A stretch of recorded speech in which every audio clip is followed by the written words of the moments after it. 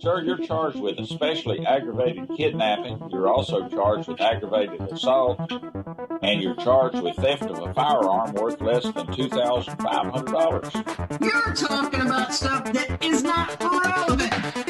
Hello and welcome to the Court of Public Opinion. I am the Recovery Addict, and boy, do I have a case for you today. Why is the dog chewing on this guy?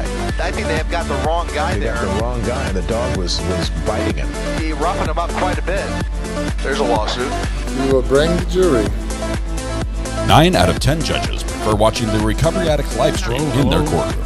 The fireworks are not done. Now we're getting commentary on the case. Dati mihi Anglican police service Latino. I didn't ask you to interrupt me. Is that correct? Oh, from sake. Hello. Good morning and welcome to the Court of Public Opinion. I am the Recovery Addict. Happy Friday. We made it all the way to the weekend. One more day and then you can just party like it's 1999 or whatever. I can see you now. Hello. I could see you before, but I can see you now as well. Alrighty. Where are we this morning? Well, we've got a couple things. First of all, Kim, congratulations first in chat today. Again. You are the winner, or should we say, the loser.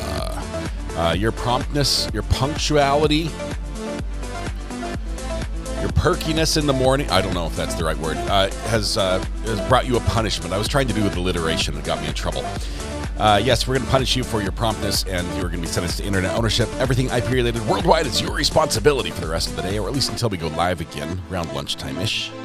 So, Kim, if you can just get to work there, we would appreciate it.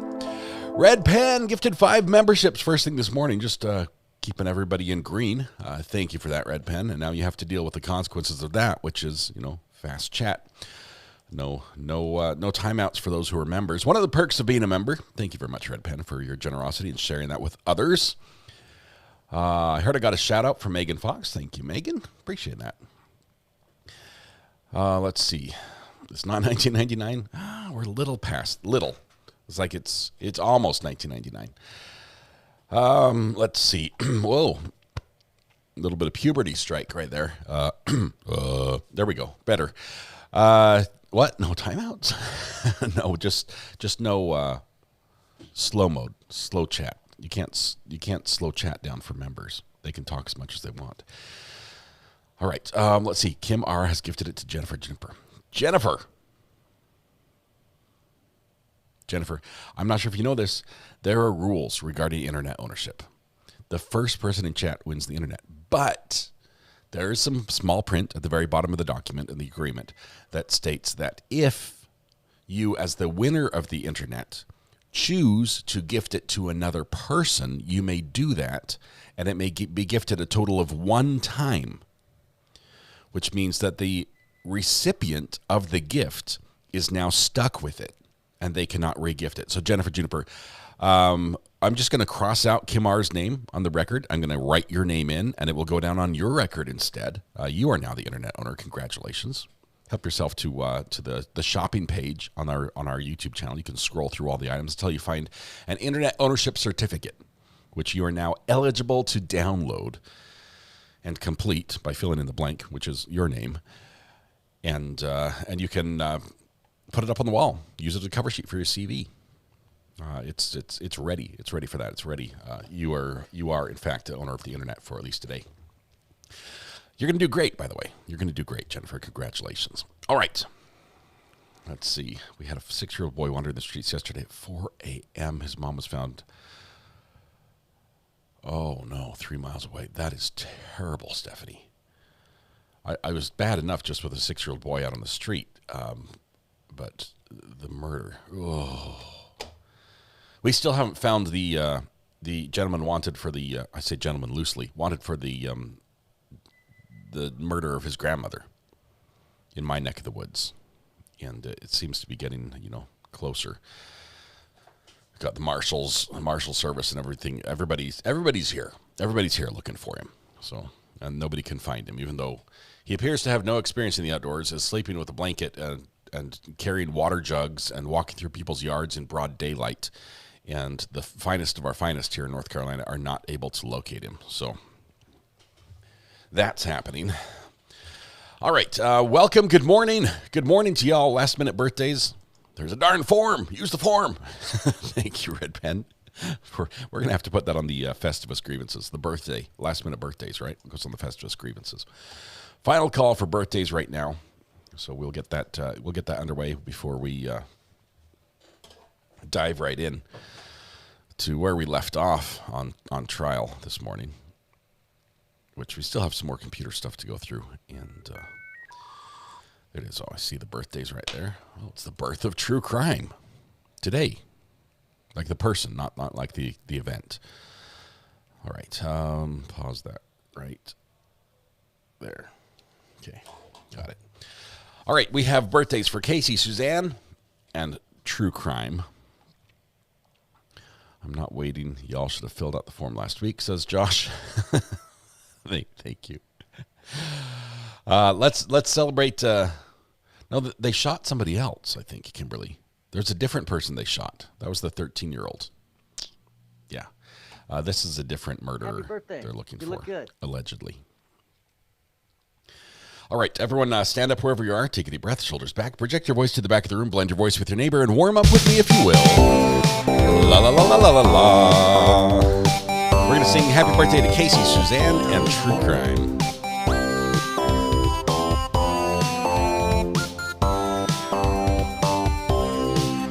Happy birthday to you. Happy birthday to you.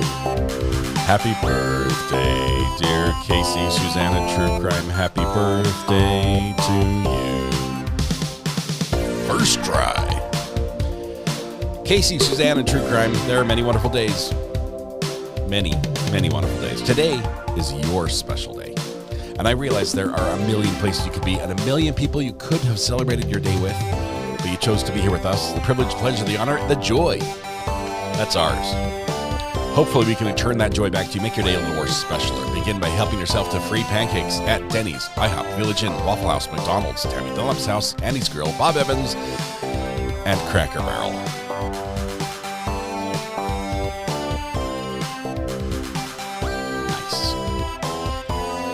Pancakes for all.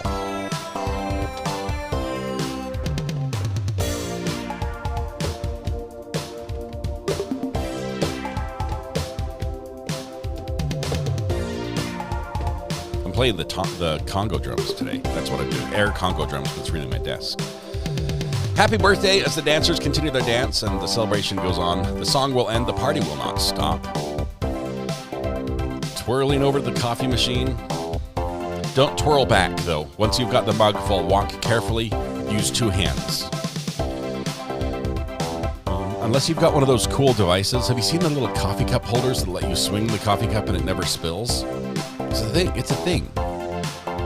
Use a lidded mug. Okay, twirl away, Red Pen. Twirl away.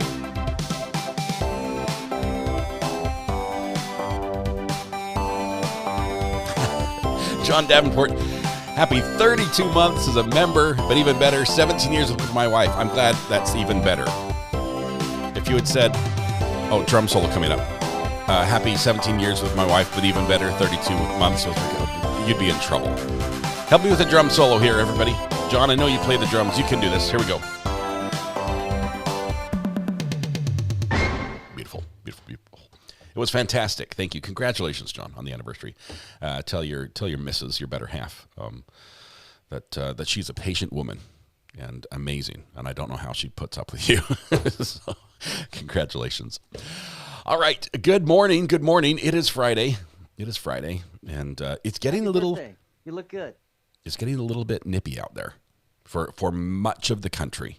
So I hope all of y'all are staying warm and help yourself to some Stevens Gourmet Cocoa. Not a sponsor, but if you need an affiliate link to that on Amazon or anything else you want to buy from Amazon using an affiliate link, you're welcome to do that at any time. That also helps the channel. So before you do your Black Friday shopping, think of us and then think of yourself, and everything will win. It'll go the way it should. All right. Not a sponsor. Not a sponsor. It's cold. I don't like it. Love the cold weather finally. I tell you, I know how cold it is. This morning, as I was sitting in my room, feeling the breeze, which we can do in our room because we have an old house. And so there's a breeze. It doesn't matter if all the windows are closed and everything else. If there's a breeze outside, there's a breeze inside. That's just, I think that's the way the house was designed. It keeps it nice and fresh and, good recirculate. And there's no stale air in our house at all. You need an assistant that will arrange sponsorships for you. I will need a sponsor first so they have something to arrange. But yes. Actually, the Mrs. R.A. was like, I'm freezing. I'm like, it is a little chilly up near the pillows where the wind is the strongest. It's a little chilly. And she said, can you do something for me today? Can you take the air conditioner vent? Because we've got a portable AC we put in our room to cool it off a little more than the rest of the house because we're more important than everybody else in the home. They have to suffer. So can you take the little portable AC thing out of the window? I'm like, sure. I'm like, 2 moves. Close the window. Wind still blows, but it's closed now, so it blows a little less. And it was chilly out there. It was chilly. Not quite see your breath. Can't quite see your breath when you do that. At least not in my studio where it's warm enough. But for all those who are in the cold somewhere, wrap up with an extra blanket. Turn it around and you've got a heater. There you go. Yeah, I could suck the air in from the outside, heat it up, and blow it into the house. But I think it actually works. I think it's designed to do that. I know it has 3 modes. I think it does heat, cool, and like dehumidify. Or you can do like cool and dehumidify. It's funny. It's a fun thing. Anyway, it allowed us to live through summer. I can tell you that. All right. I'm not sure why we're talking about my AC unit, but let's get ready for court. I know why. Because I was going to tell you, we had a fantastic night on the Not Relevant podcast last night. If you missed it, please go watch it on the rewatch. And if you can find the hype button somewhere on the YouTube page, it's hidden. I won't tell you how hidden it is because I don't know. I have never found it. But YouTube tells me there's a hype button out there. And if you like the podcast, do click the hype button. If you didn't like it, then just click the like button. We'll know that you meant it was a dislike, but that's how we're counting. So it would help us if you use the like button for dislikes as well as the hype button for likes. If you really liked it, you can click the like button 3 times, which it will light up. It will go off and it'll light up again. That's how we'll know. So thank you very much for that. And if you find the hype button, tell me where it is. I have yet to see it. I can't find the hype button anywhere. It's like a snipe. It's like a snipe hunt. I'm not sure if it really exists. YouTube might be pranking me. Anyway, welcome. We're going to kick off court right now because we have some catch-up to do. And by catch-up, I mean we've got a day of catch-up, a solid day. If you'll give me just a moment, I think we're going to go 1.25 speed. Because we sort of need to. And we've got some documents still, and documents are slow. Okay, give me a second. Skipping the break. There we go. Can you hear me now?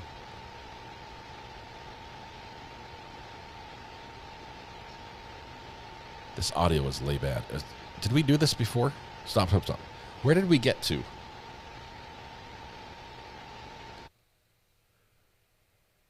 I thought we were caught up. We were caught up more than this. Where did we get to did we get to lunch? We'll talk to anybody. You know how I am. We got the jail phone calls. Oh, we're more caught up than I thought. I think we got to lunch. We had, okay, that's better. We're still going to be 1.25 speed just to see what happens, but I think we got to lunch. We're only a couple hours behind. We will catch up today. We're going to do this. 3, 2, 1. Back up. All right, let's get started. Thank you, Honor. Deputy Chair, could you switch the thing for me? Yes. I found the hype button. Is it on the lives? Sergeant Williamson, when we left off, we were about to get into another set of text messages from Tammy King's phone. Is that correct? Yes, ma'am. Yes, ma'am. Wait for it to switch. Swipe the comment out of the way. I don't think I can hype my own video. Maybe that's the problem. It's only on replays. All right. Good to know.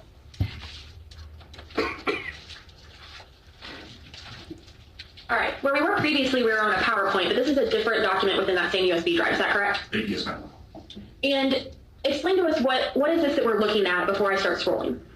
This is a word when I spoke earlier about making small read reports out of whether it be PDF, Word, or HTML, stuff like that. This is going to be where I pulled the conversation from Chris to his mother's phone and put it in a Word format and so forth. I'd like to move me a little bit so you can see the Let's text. start right here. So who is this conversation between? It's going to be between Tammy King and Chris King. Actually, I'm going to turn off the... Go ahead and let us know what this first message is and when it is. We can hear it pretty well. That is going to be 2/5/2025 at 3:44 p.m. Central Time. And is that because this is in UTC time? Yes, ma'am. Okay. So, and from the investigation, is Miss King alive or deceased at this point? She's deceased at this point. What is Chris asking his mom? He's asking his mother if Tara got any bank accounts. And what does Tammy's phone send back to Chris? No, my Cash App has been stupid, so I had Piercy redo some money I couldn't use for some reason. And what time was that message sent at? That is going to be at 4 p.m. on the 5th, on February 5th. And from the investigation, do you know who has Tammy King's phone at this point? Tara King. And is Tara King with anyone? She's with Uriah. And so we see just the messages back and forth continuing with Chris, correct? That's correct. And the last message sent from Tammy's phone is at what time and what does it say? That's going to be 6:24 p.m. on February 5th, and it says it's been going good. I've been sleeping. I haven't been feeling so good. And so that 6:24 p.m. message on Wednesday the 5th is the last message that was sent from Tammy's phone. Is that correct? That's correct. I'm going to switch devices for us here. Maybe.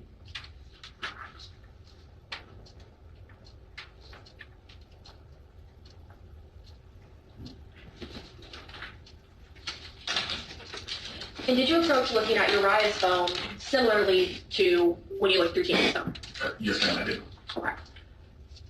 And so here again, we see a pretty large PowerPoint, but we also see a bunch of smaller folders, correct? Yes, ma'am. What are the majority of these smaller folders? These small folders are conversations between him and people that he's befriended.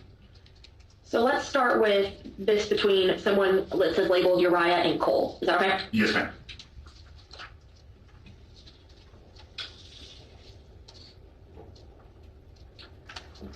And is this again that similar type of extraction report that you put into a Word document like you just explained with Chris and Tammy? That's correct. So tell us who the participants are in this conversation. The participants are Uriah and Cole. Now I don't see the word Uriah up there. Can you explain to me who Uriah is on this page? Uriah goes by the alias of Piercy. Okay. And does Percy sound right? Percy. And so is that Uriah's number above where it says Percy Froghog? Yes, ma'am. Percy Frogpog? I guess it's the name. So this first message to Cole from Percy is on what date and time? And I'll scroll back. February 2nd, 2025, 3:55 p.m. These are the worst fonts. White on neon green. Okay, so in comparison, when we had Tammy's phone up, it was UPC 0, correct? Yes, ma'am. And so does that mean that the numbers on Uriah's phone have already been converted to Central Standard Time? That's correct. Okay, so the numbers we see here are correct. Yes, ma'am. So on that February 2nd date, what does Uriah say to Cole? Says, I just have autism and ADHD for guns. My sickness was an insult thrown at me for liking peculiar things. So man, I ain't sick, just too little to handle. Too lit to handle. What does Cole respond? I'm definitely sick. What does Uriah say here?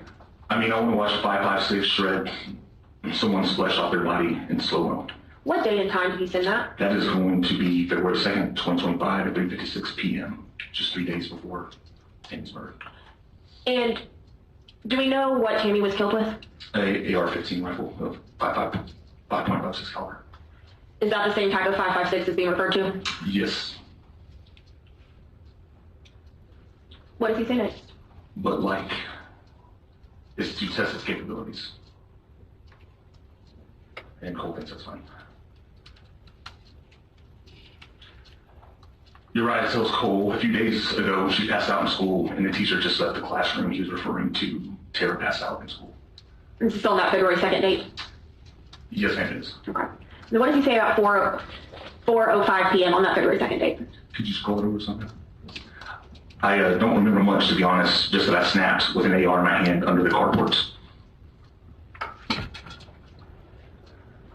Cole replies, teachers at that school suck. I swear there would be a shooting and they'd be all. Piercy replies, it was Miss Gaines. She's probably getting fired. I killed him. Is that the end of kind of pertinent messages between Uriah and Cole? That's correct.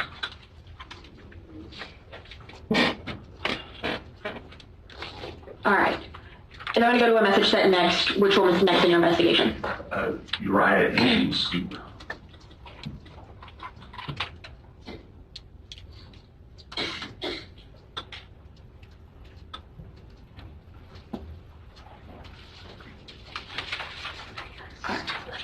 On 2/4/2025 at 11:28 a.m., he just messaged out to Scoop. Just his name, Scoop.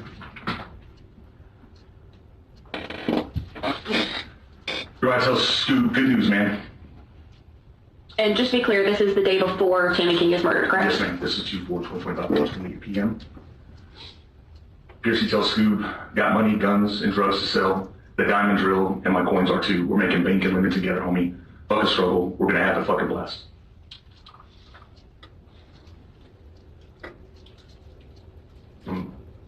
That's gonna be Scoop's address.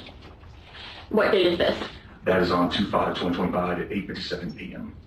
And is this the morning that Tammy King is killed? This is the morning Tammy King is killed, isn't it? So what is the next message from Uriah? It is 12:49 p.m. after the death or after the murder of Tammy King. Okay. What does he say? Yo. What's up? Sorry.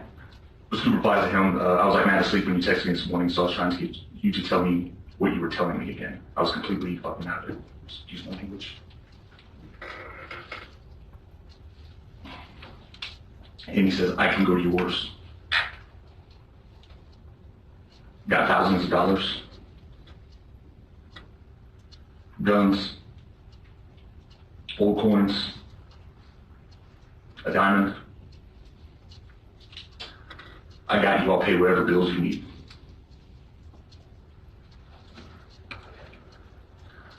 Scoop tells Uriah, speaking of bills too, I need to figure out how I'm going to get $60 here soon, because in a couple days, my effing internet bill due, and I ain't got the money.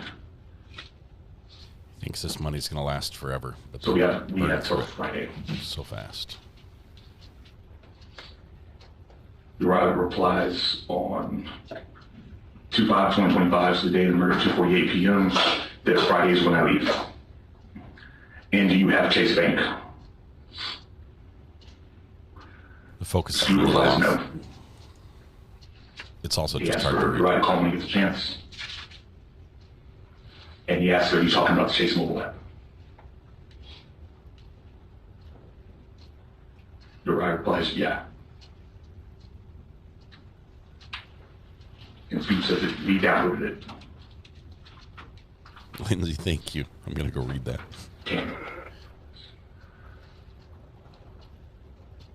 Uriah replies, bet. And does this conversation about the downloading the Chase Bank app correspond to anything else that you had located? It corresponds to them getting into the Chase Bank and logging into it. And there's also a Zelle download. And as we get through this phone, he talks about having Zelle or downloading Zelle also. Okay. What does Uriah say next? Do think and link your bank card to it. I can send you cash.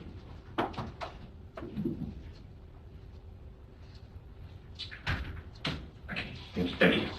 Can you link a PayPal or Cash app to it? Because that's what we have, and my cousin's trying to get things up right now. with Chase, but I don't know if it's working too well.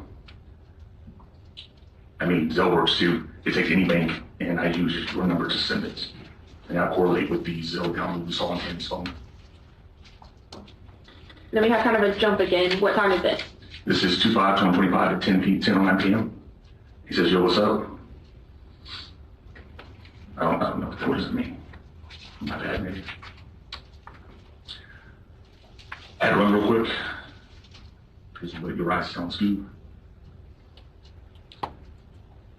And Scoop tells Uriah, hey, so I talked to Nate. He said, if you send him money to go down there and get you, he'll come and get you. And then I was also going to see if you could figure out that card stuff. Nate is going to be Scoop's cousin per his conversation.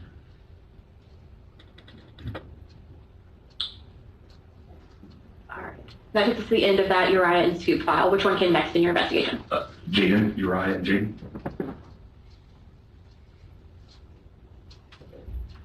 This again is a Word document that was generated out of the Celebrate program. And who are the individuals conversating in this message? Piercy and Jaden Landry. So when do these messages begin? 2 days before the murder on February 3rd, 2025 at 11:40 a.m., Piercy tells Jaden, yo, funny thing.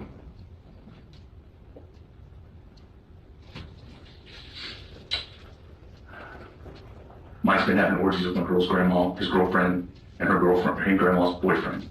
And they all smoked meth/crack together. Hey, yo. Pierce replies, I'm not kidding. And he replies, that's wild.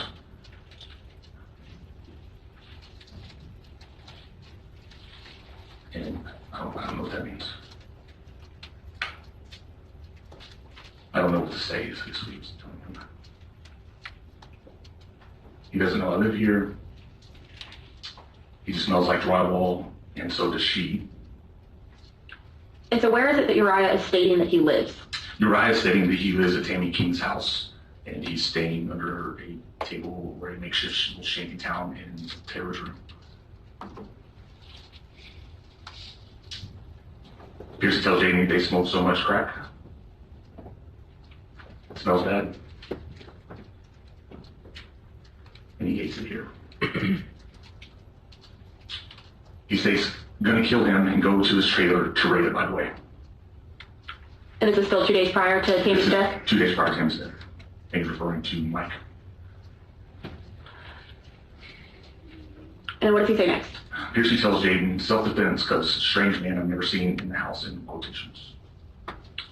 So how did you take this message? In quotation, fabricating a self-defense. What does Jaden tell Percy? You should not do that. He asks why. I make big bucks from grandma fucks.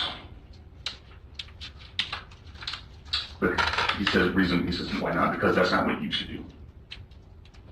And he asks him, what are you on? Piercy replies, nothing. I want to leave and make money. I'm tired of hearing the buck all night. It's driving me crazy, man. And he tells me he smoked weed about 13 minutes ago. Jake tells me he's insane. And he says, no way. Piercy tells Jaden, dude, I saw him, his girlfriend, and my girl's grandma at once. And girlfriend, her grandma was naked. He had shorts on. Dog. Shit was unpleasant at least. Aaron caught him sneaking out this morning. Her grandma let him out back, or was trying to. She was putting clothes in the dryer and they just walked in towards the back door. Jane replies, that's wild. Hey, bro. What date and time is? That is 2/4/2025, 11:01 p.m. the day before, just hours before the murder. the day before. So this is the night before Miss King is killed in the morning, correct? That's correct. Okay. What does Percy say to Jaden? Hey, bro. Need you down here tomorrow to drive us. Got it all.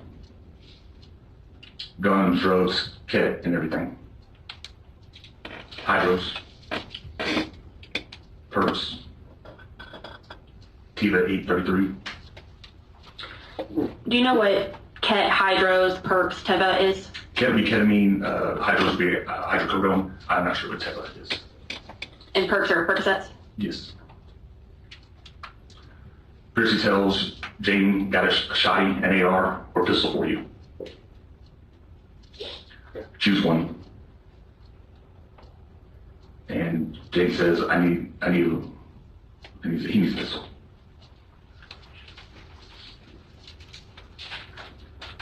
Jaden replies to him, what's up? And being right. And what time is this? That is 2/5/2025, 11:48 a.m. would be after the death of Teddy King. What does Percy say to Jaden? I got you my old one. Or a comp pistol. Bet.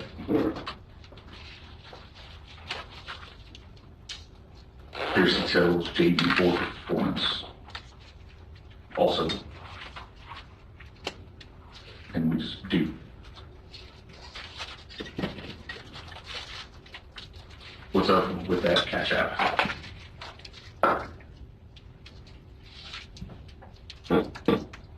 This is Friday night.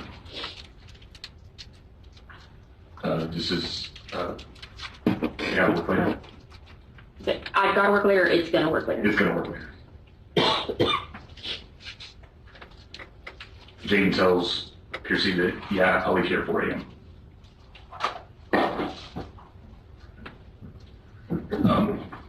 Piercy tells Jaden, right now my phone is ass. And asks, are we going back? This guy's a terrible narrator for this. Jaden replies, no. Piercy wants to know where we're going. And it says, I got a homeboy in Wyoming. I'm not leaving the States. We're scrolling back. There's got to be a better way to present Piercy these. tells Jaden, shit, where do you want to go? Says, I want to go somewhere. He says, I want to go somewhere bad. I can give you a lot more if you drive me to Wyoming. I can give you a lot more if you drive me to Wyoming and hit back. Okay, bet. How much are we talking? Where do you want to go? Piercy tells Jaden he's going to Iowa. And to fuck other places. Iowa's far.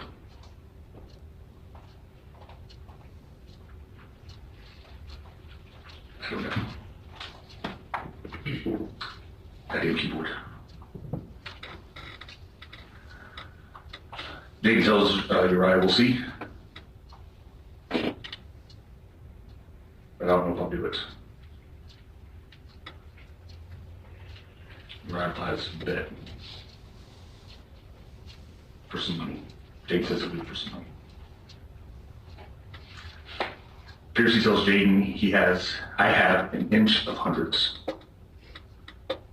And another diamond from the house.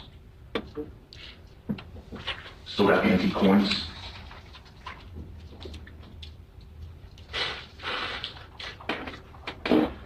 After you went through everything with Uriah and Jaden, where did you go next?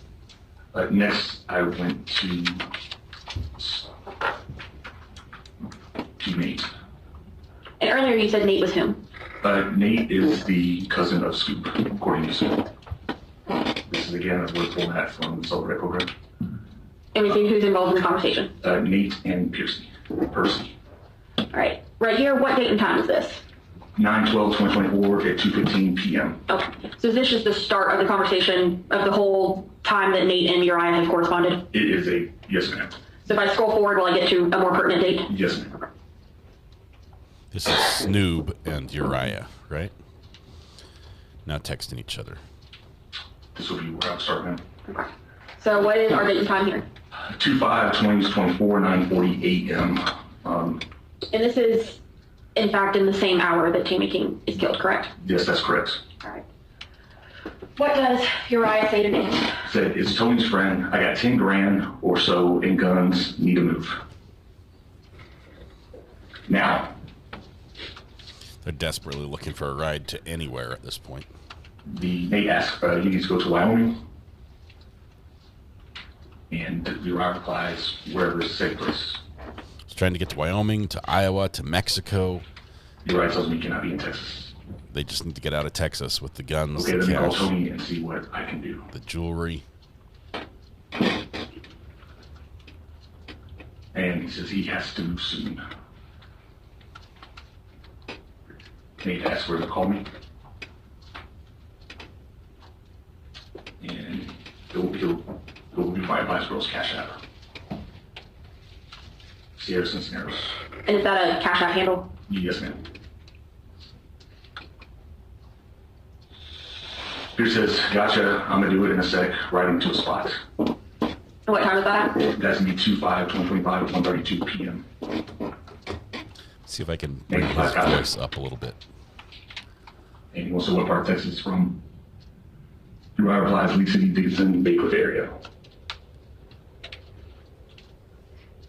Uriah calls for names, calls him by name. What date and time is this? That is 2/7/2025 at 3:58 p.m. So is that Friday? Yes, ma'am. And so there's been a pretty good gap between the last message on 2/5 to now 2/7, correct? Yes, ma'am. Okay. So Uriah says Nate, then what? You know how to hire someone who's wanted? And Nate replies, who is wanted? Uriah replies, me. Nate asks, why are you wanted?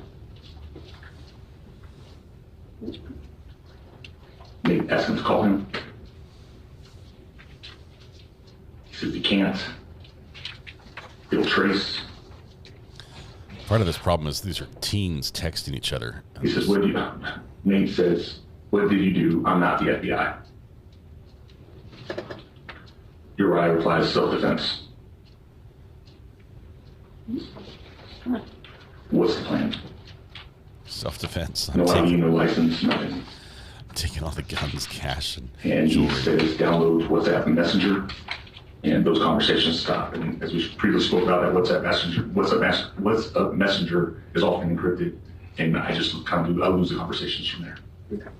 Now, after you kind of went through everybody's messages, is there another person who you had messages with, or do you move on to something else? I went through Travis Hodges' messages. They were quite lengthy, but all they really speak about is just the preparation of leaving there, of getting the ride from the home, getting a storage place to store the weapons and things they've taken with them, and then eventually giving them a ride to Laredo, Texas. Okay. Now, earlier we talked about there's lots of things on a Celebrite dump that you can look at. What are we looking at here? This here is just a snippet of the videos on your ride's phone. If we look at the media, it says there's 34,547 articles of media, and that is going to be a combination of audio, pictures, and videos. What is it that you are showing the jury here? This one here is on 11/9/2024 at 3:05 p.m. Well before all this starts taking place or the murder occurs. He's inside the safe in Tara's and Tammy's room, and they're inside the gun safe. Okay, so this is a kind of screen grab of video of the gun safe, is that correct? That's correct. And what are we looking at here?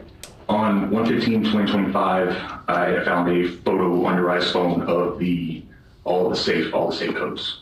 And is this roughly 21 days before the murder? Yes, ma'am. And what does this appear to be to you? This will be the combinations of the safe, the big gun safe, small gun safe, black safe, and directions how to get there to stop at 40, left 83, right 10, and a white safe. And what's kind of key? And what's kind of the clear plasticky stuff that we see on either side? A tape. And what does that appear like to you? I'm not sure. It's what just that tape. is. I mean, does it appear that password is taped somewhere? Absolutely. Okay. It's taped to a piece of wood. Okay. And you mean we just don't know where that piece of wood I is? don't know what that piece of wood is. Okay. Probably underneath the Now, desk. this is some of in those this text living room. messages we talked about earlier, correct? Yes, ma'am. All right. Now, what is this item? This item here,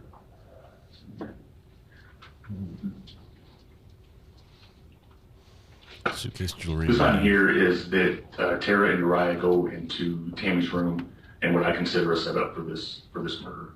They're going through there and they're talking about, oh, here's the drug she has. They talk about, oh, I've been listening to her have orgies for, I believe it's 3 days, then it's 4 days, then it's 1. Then Uriah has to correct her on the story they fabricated. And they're just trying to paint a picture of Tammy as a bad person. Is this that video? This is that video, man. Might have to cut away from this.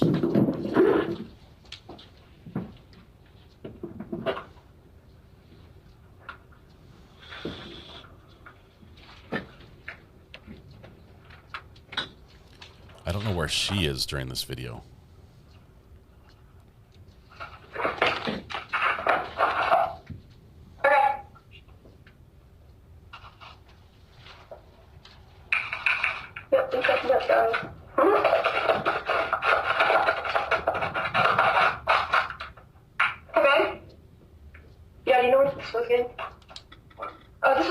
This is right there, right? Yeah, let's check. Okay. No, I just checking. Checking. Yeah, I was having to do some. No, actually, of course I'm in here. Crazy. I'm hearing it for 2 fucking days. Actually, I'm hearing it for. Yeah, I've been hearing shit for a day. 3. Oh yeah, because it was. Well, I'm gonna go watch.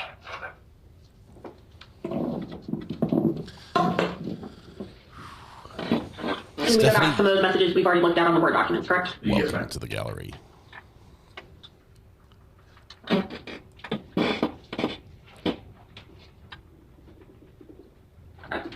What are we looking at here? This is a AR-15. And who did this picture get taken by? This was taken by Uriah's phone by Uriah. And where did it get sent to? Can you scroll up one there? They sent to school. There's 2 photos sent to school. Is this that second photo? Yes, ma'am. He's living under a table, peeing in a bottle, sending pictures of an AR-15 to his friends. This is wild. What are we looking at? I apologize. Earlier, I spoke about conversations between Travis Hodge and Uriah. And in those text messages going back and forth, Travis Hodge sends him the message we're fixing to look at, which is a snippets of the Galveston County Post of the murder and that Uriah and Tara are wanted. Is that what we're looking at here? Yes, ma'am. And who was the original Facebook post by? Galveston County Sheriff's Office. And then it was reshared where? Galveston. That's Galveston County. And you said that this screenshot was sent by Travis to Uriah, is that correct? That is correct.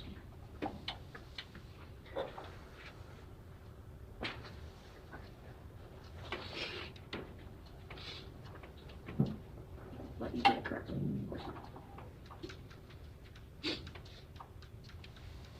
We're scrolling really fast through all these. Okay. What are we looking at here? This is a screenshot of a video, just of the data from the screenshot, and the video is going to be of Uriah and Tara in the room, and there's a point where there's several guns shown, but one of those being the murder weapon. And what date and time is this at? 2/5/2025, 12:16 a.m. So approximately 9 hours before Tammy King's murder. And we have another screen grab here. What are we looking at? Is it similarly just another video taken around that time? Yes, ma'am. Pressing play.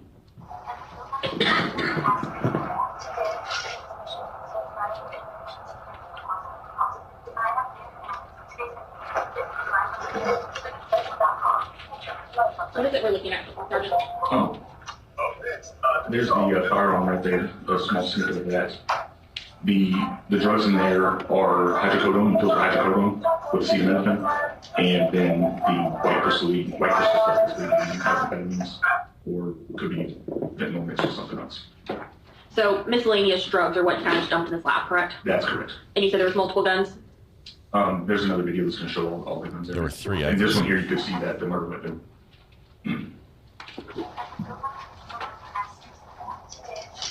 part of that same video? It is, ma'am. That's him This is filming another video. under the This is table. another video, and I'd like to point out that this blue container that was used to make it look like it was Tammy's is in their possession, and it's continued to be so. And is that why you made the determination that you believe that first video was a kind of setup video? Well, for several reasons, because they're trying to convince each other the lie of what happened. Was it 1 day or 2 days or 4 people or 3? And even in that, she picks up this blue container and then immediately asks him, "Hey, where was this? Will you just pick it up?" So I believe they're just scared and trying to tell a lie. Press and play on this video.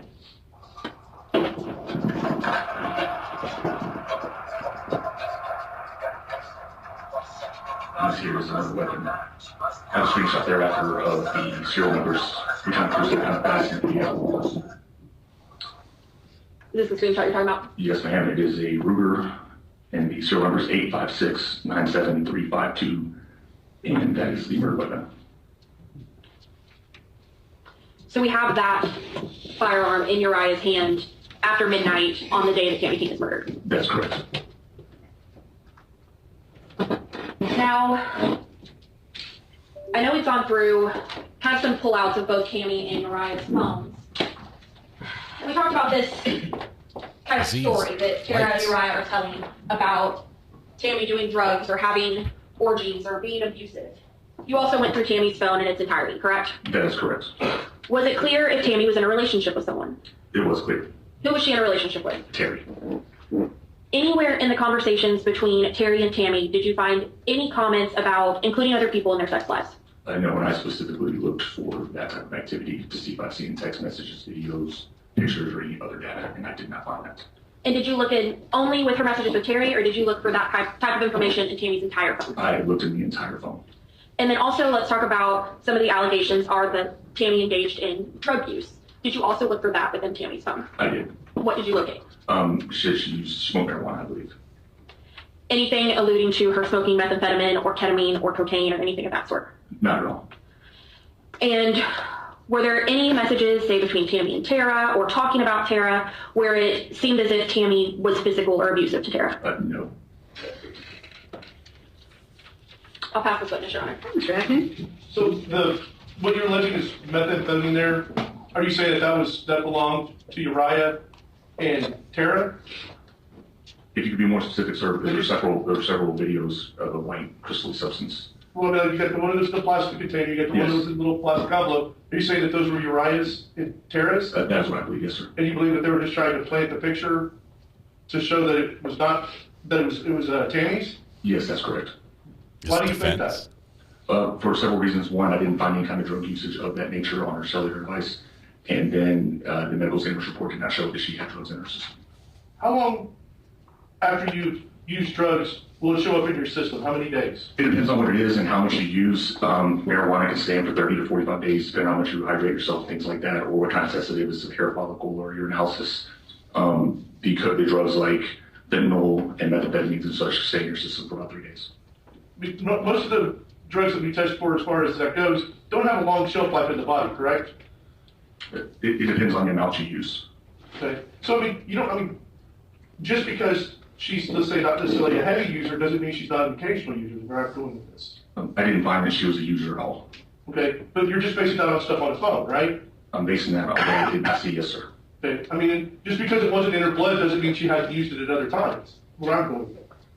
That could be correct. Okay. And the thing is everyone who uses differently and under different schedules, different amounts, and all that. Just because it wasn't in her body or on her phone doesn't necessarily mean she didn't do it at all. Right, but that doesn't mean you get to murder her either. I never said that. Yes. Never said that. Okay. But that's just what I'm getting at there. So, just because it wasn't found in your system doesn't mean it wasn't true. That could be correct, yes. Okay. I'll pass witness. Very briefly, Judge. Okay. Out of all of the devices that you did a forensic download on, Sergeant Williamson, which ones did you locate evidence of narcotics use? Uriah and Tara's phones.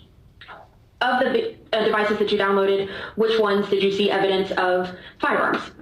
Uriah's phone and Tara's somewhat. And on which of these devices did you see any communication about multiple partners in a sexual relationship, orgies, or anything of that sort?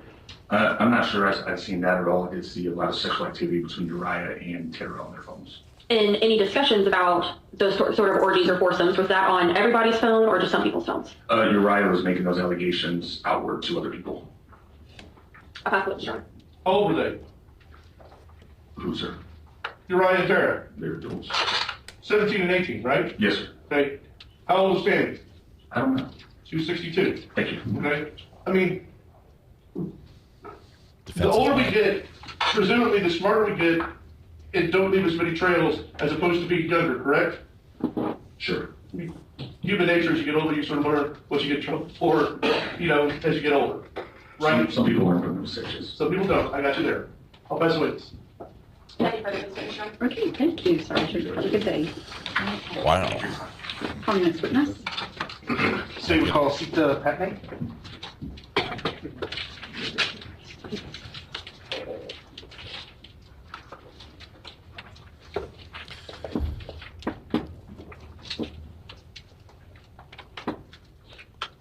I'll say this from my experience, someone who is a drug user, especially a drug like methamphetamine, I would say it would be uncommon for them to have a lot of meth in their possession and not have any in their system.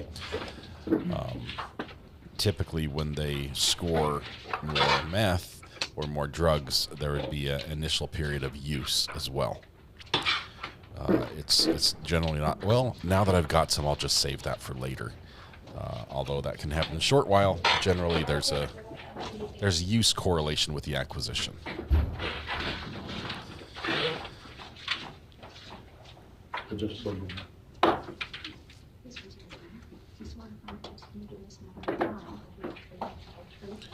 She brought her own folder and a purse.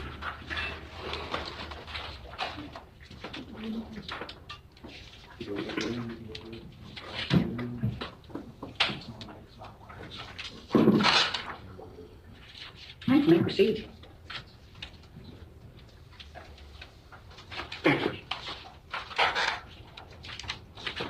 Good morning, ma'am. Or afternoon, rather. Apologies. Afternoon. Can you please state your name and spell it? My name is Sita Patnaik, Siktatpatnaik. And how are you currently employed? I work as a forensic scientist at the Texas Department of Public Safety at the crime lab, which is located in Houston, Texas. And do you have a title, or would your title be just forensic scientist? It's forensic scientist 3. Okay. How long have you been employed with the DPS crime lab? 6 years now. And what are your duties as part of your job in the DPS crime lab? My duties involve visually examining items of evidence, perform chemical tests on stains that would have possible biological material, collect DNA from an item of evidence, collect this possible biological stain, prepare these samples for DNA analysis, perform DNA analysis, write reports, testify in court, and perform any other duties that are assigned to me in the lab. And what kind of education did you need to acquire in order to be a forensic scientist for DPS? I have a bachelor's degree in agriculture science from a university in India. Then I have a master's degree in biotechnology from Stephen F. Austin State University in Nacogdoches, Texas. And I have a PhD in biochemistry from Oklahoma State University in Oklahoma. Now, is the DPS crime lab, could you break down for the jury how many DPS crime labs actually are there throughout the state? There are about 16 labs in different locations throughout the state of Texas. And which crime lab do you work for? I work for the Houston Crime Lab. And is the Houston Crime Lab accredited? Yes, it is. Is this accrediting, what is the accrediting organization for the Houston Crime Lab? So the Houston Crime Lab is accredited by Texas Forensic Science Commission and an accrediting body known as ANAB, that stands for American National Standards Institute National Accreditation Board. And is that accrediting organization recognized by the Texas Forensic Science Commission? Yes, they are. Now, what exactly is accreditation? To be accredited means to be assessed and evaluated by an external agency to make sure that the lab and their members follow certain guidelines and standards.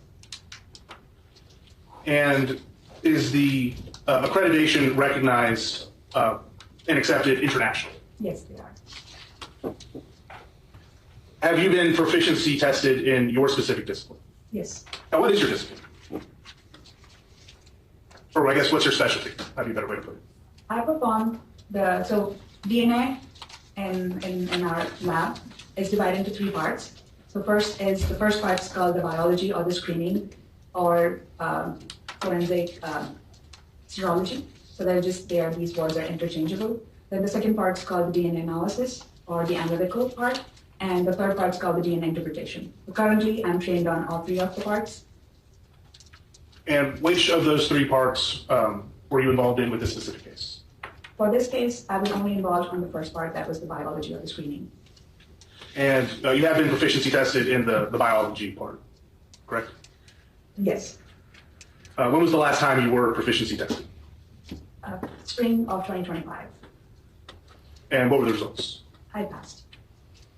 Are you licensed as a forensic analyst by the Texas Forensic Science Commission? Yes. What did licensing require? So licensing with Texas Forensic Science Commission requires you to have a degree, a bachelor's degree or a higher degree in one of the hard sciences. That includes either having a biology degree, chemistry degree, physics, or forensic science from an accredited university. Then you have to be employed by a lab that is recognized by the Texas Forensic Science Commission. Then you have to write an exam, a general forensic scientist and analyst exam, and you have to pass the exam. And once you pass it, you have to renew it every 2 years, and you have to fulfill certain continuing education criteria, which is about 24 hours of credit. And you can do so by attending seminars, conferences, reading literature. And so in addition to all of those things, would you consider that specialized training in this area, or have you taken additional specialized training? When I joined Texas DPS, I was provided with specific training in the DNA part. Now, have you testified in court before as an expert witness in biology? Yes, I have. On how many occasions? 13 times. Does this include expert testimony in the courts of Galveston County? This is my first testimony in Galveston. What other counties have you testified in? Fort Bend, Jefferson County, Orange County, Liberty, Montgomery, Walker County, Jasper. Okay. Forgive me if I'm making you repeat yourself, but could you explain to the jury what a forensic biologist is? The forensic biologists are scientists that use their knowledge in identifying and characterizing biological stains on items of evidence and trying to identify it, perform a test on it, and then see how they're related to the crime scene. Your Honor, may I approach the witness? Yes. So, Ms. Patney, I'm going to show you what's been marked as State's Exhibit 458 and 459. Do you recognize them? Is it okay if I reach into my... Yes, absolutely.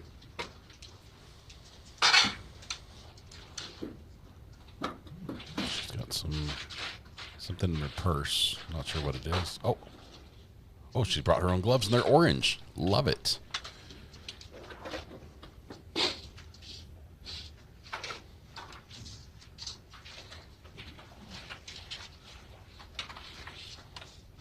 Or gold. I'm not sure. Those are orange, right? They look orange.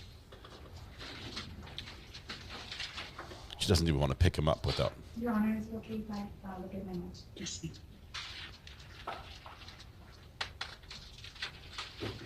She's very well prepared. Quite thorough. Cross-referencing the data with her notes. Sorry, could you repeat the question? Yes, so let me re-ask it a different way. When and where did you first see the State's exhibits before? I have my initials and date for 5/6/2025 for both. And I imagine the first place up would be in the crime lab? That is correct, yes. Could you explain to the jury a little bit how that happens? How do you normally get items of evidence for testing? So when the agency brings in the item or evidence into the lab, it goes to our evidence department. So the evidence technician would then enter it into our computer system, which then generates a unique barcode and a unique case number, which is associated with any of the items that are included in the case. Once the case is received by the evidence technician, they then bring it up to the DNA vault, which requires a special access by 2 personnel with special codes to enter. So once this case was assigned to me, I, along with another analyst, we punched in our special code to go into the vault and to retrieve the evidence and bring it back to my bench area to perform analysis on. Now, on those envelopes, is there a written line on states 458 and 459 sort of documenting who they were collected by? Yes. And who were they collected by? For state exhibit 458, it says buckle swab from Uriah, Urick. And may I push on? Yes. And does it say maybe which deputy actually collected the specific sample? It says on here that it was collected by Sheldavius, and there are numbers associated. It's 8334. Okay. And on 459, does it appear to have been collected by that same person, Ms. Chaviers? Yes. And would that be consistent if Ms. Chaviers testified that she collected the buckle swabs from Uriah and I won't be able to answer that Okay, question. no problem. So when you, how do you recognize these items here before you today? From the unique case number that we have here on the label, is associated with the case number that I have on the case record here, and then also from my initials and date. And did you conduct scientific analysis of these two items? Yes, I did. Did you inspect states 458 and 459 for the potential presence of biological material? These are known samples from individuals. So for known samples, I do not perform any testing. All I do is I would just collect these and I would prepare them for DNA analysis, which means that I take a small portion of it, put it into a tube, and I would label it accordingly and put it in a place where it would go through the next steps of DNA analysis. Okay. Could you sort of go into the process of that process that you just mentioned, the DNA collection and analysis? So if it's a stain that I need to perform, if it's a question sample, so we have question samples and known samples. So if it's a question sample, then I would perform chemical tests on it, depending on what offense type it is. So for this case, I performed a chemical test for testing for presumptive blood, which meaning it gives me an idea that it's blood, but doesn't give me 100% confirmatory that it's blood. So in this case, I performed, in a lot of the samples, I performed the presumptive blood test. But for knowns, we do not perform any testing. We would just, a small portion would be cut into a tube and would be forwarded for DNA analysis. And specifically for states 458 and 459, do those samples appear to have been tampered or altered with in any way?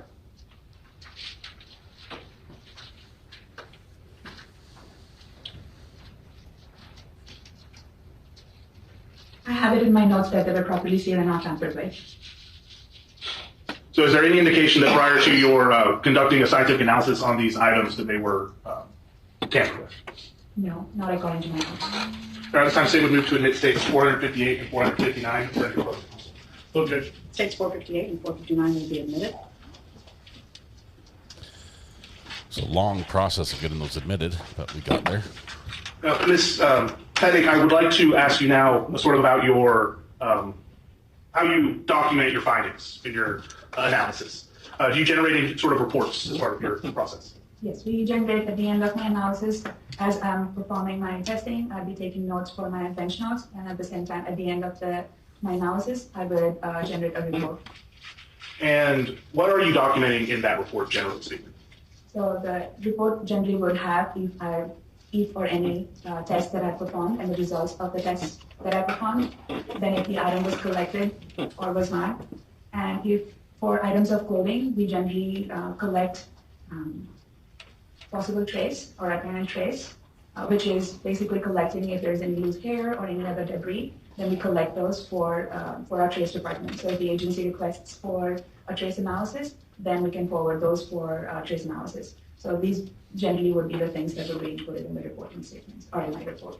And did you generate a report for this case? Yes, I did. May I approach? Yes. Ms. Pettig, I'm going to show you what's been marked as 495. Do you recognize it?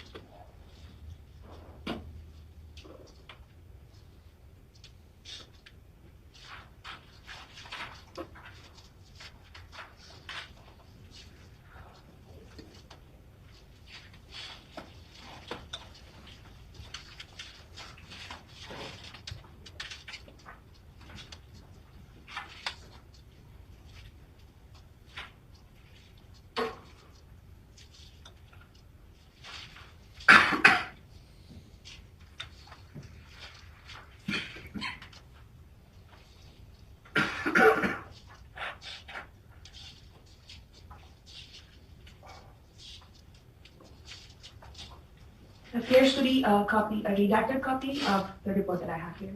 So let me ask you about that. What has been redacted from this specific exhibit? The DNA portion of the reporting. And is the DNA portion something that someone else can testify to? That is correct. So just to make sure I'm clear, this individual report has your report findings and someone else's report findings. That is correct. And in this exhibit, the only thing that's been redacted is that other person's report findings. Yes. Other than those redactions made for evidentiary purposes, does it appear to have been tampered or altered with in any way? No. And does the unredacted portions truly and accurately reflect your report as originally submitted? That's correct. Your Honor, at this time, say would move to admit states 495 and tentative question counsel. No objection. 495 will be admitted. Back up, Your Honor. Yes.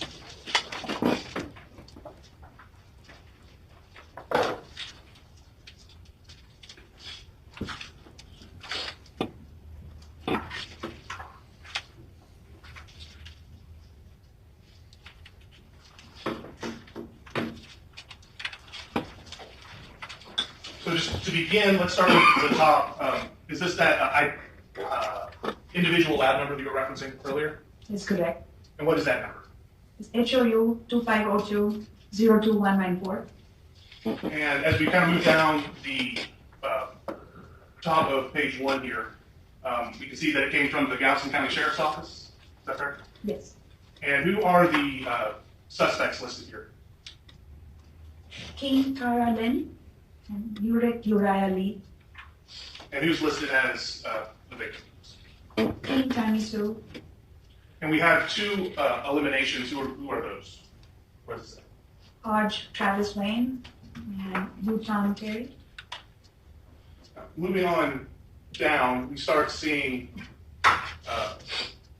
evidence, description, results, and analysis, interpretation. What are we looking at here? Can you explain this part of the report? These are the items of evidence that I performed testing on and my reports or my results for that individual item. And for this individual item, what item was being tested? It was the purse from the victim's living room. Pointer stick. And as part of your role in the biology testing, what were your results? My results were that presumptive testing for the presence of lead was positive.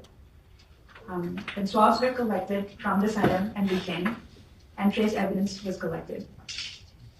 Moving on to page 2 of states 495. The top here is a sort of blacked out section. Is that the redacted section that someone else will come in and testify to later? It is correct. And so as part of your role, starting with 01-02, what is that? What item is it? I did not open that item, so I did not examine that item.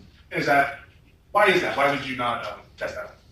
When an agency submits a lot of items for a homicide, our policy is to perform analysis on 10 items initially. But if the agency requests for more, then we can perform testing on the rest of the items, but it has to be first 10, then the next 10, and then the next 10, till the agency says no more testing is needed. But for this case, I did perform testing on more than 10 items, but I forwarded for DNA analysis, but there were just certain items that I did not perform testing on, and the agency never requested for the testing. So if you said more than 10 items, who makes that call about what gets tested first? And what would be need to reset later? I reached out to the agency asking them what their priorities were in terms of what items need to be tested first. So they gave me a list of items that they wanted testing on first, and I went up on their recommendation.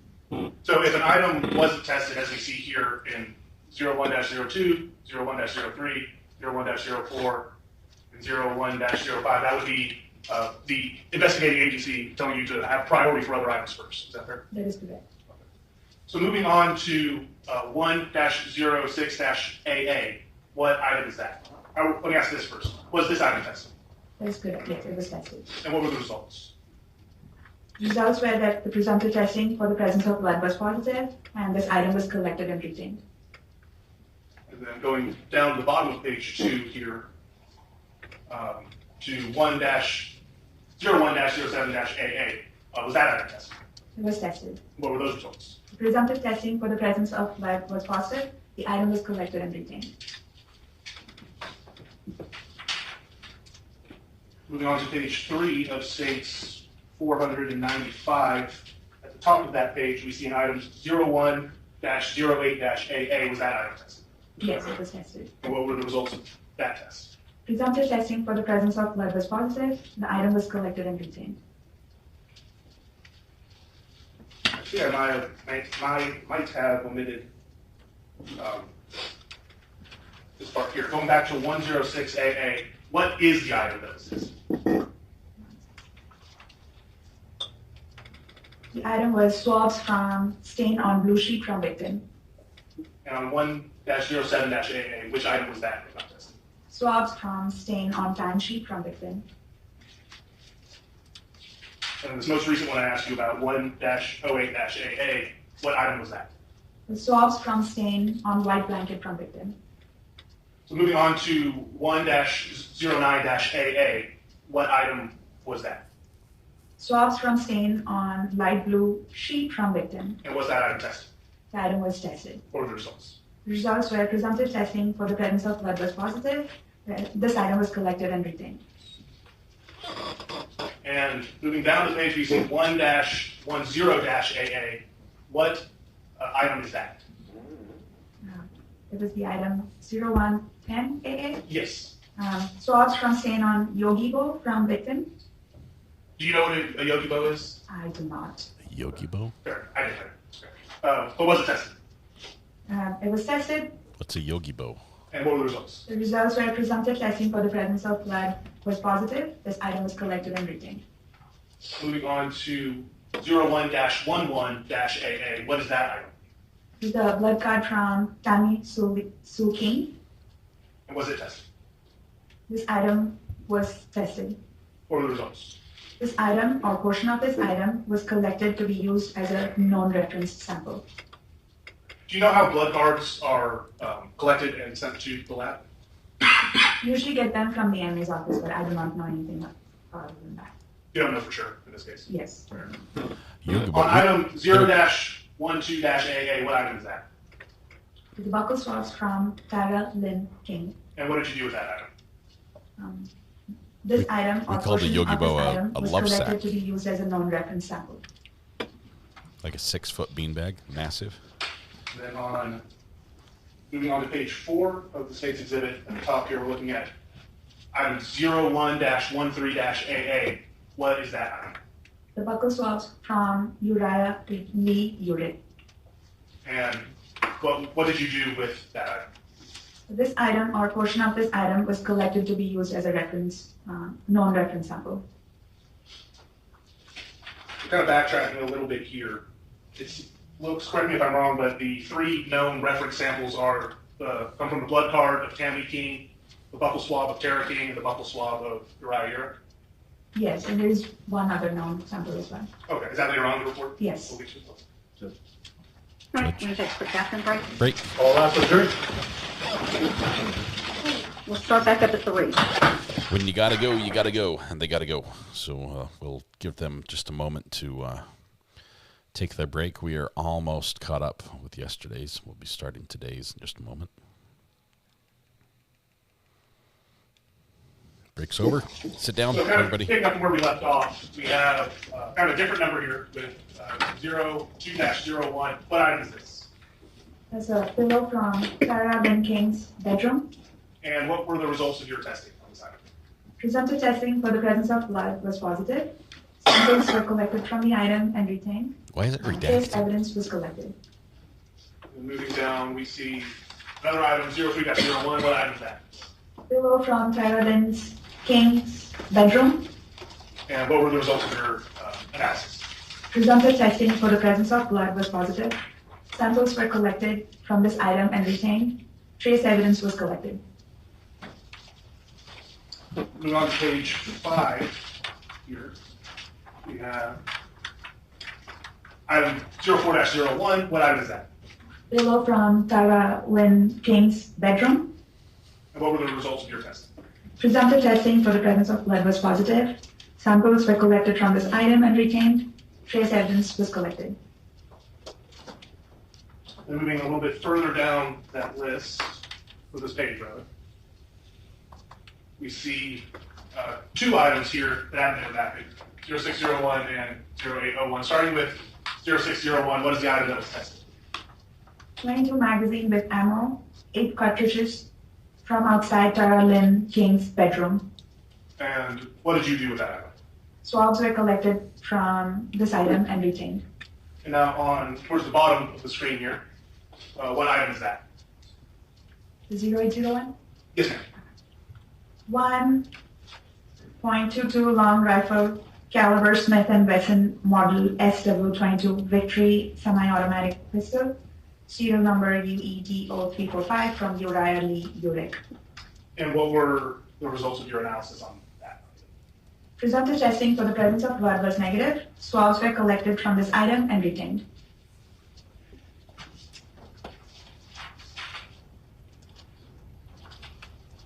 Moving on to page 6 of your report here. We see a large section on the top of page 6 that's been redacted. Yes.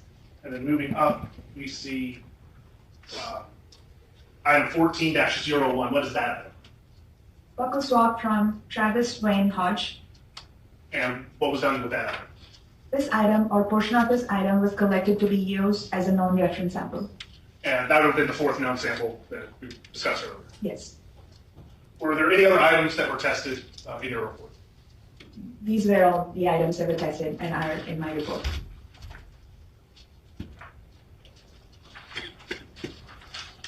And so is the rest of the report kind of just documenting who was involved in the analysis and other shopkeeping measures by DPS? That is correct.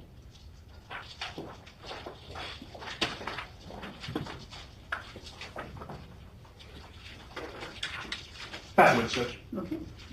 No question. No Thank question. you, ma'am. You may step down. Call your next witness. They would call Madison Blanche. Madison, is it Blanche or Lanch? Yes. I think we're going to get the results of these tests right now.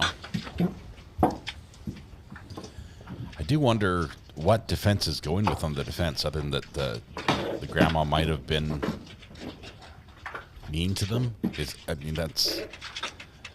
That's what we're getting. But even that, I'm having a hard time believing.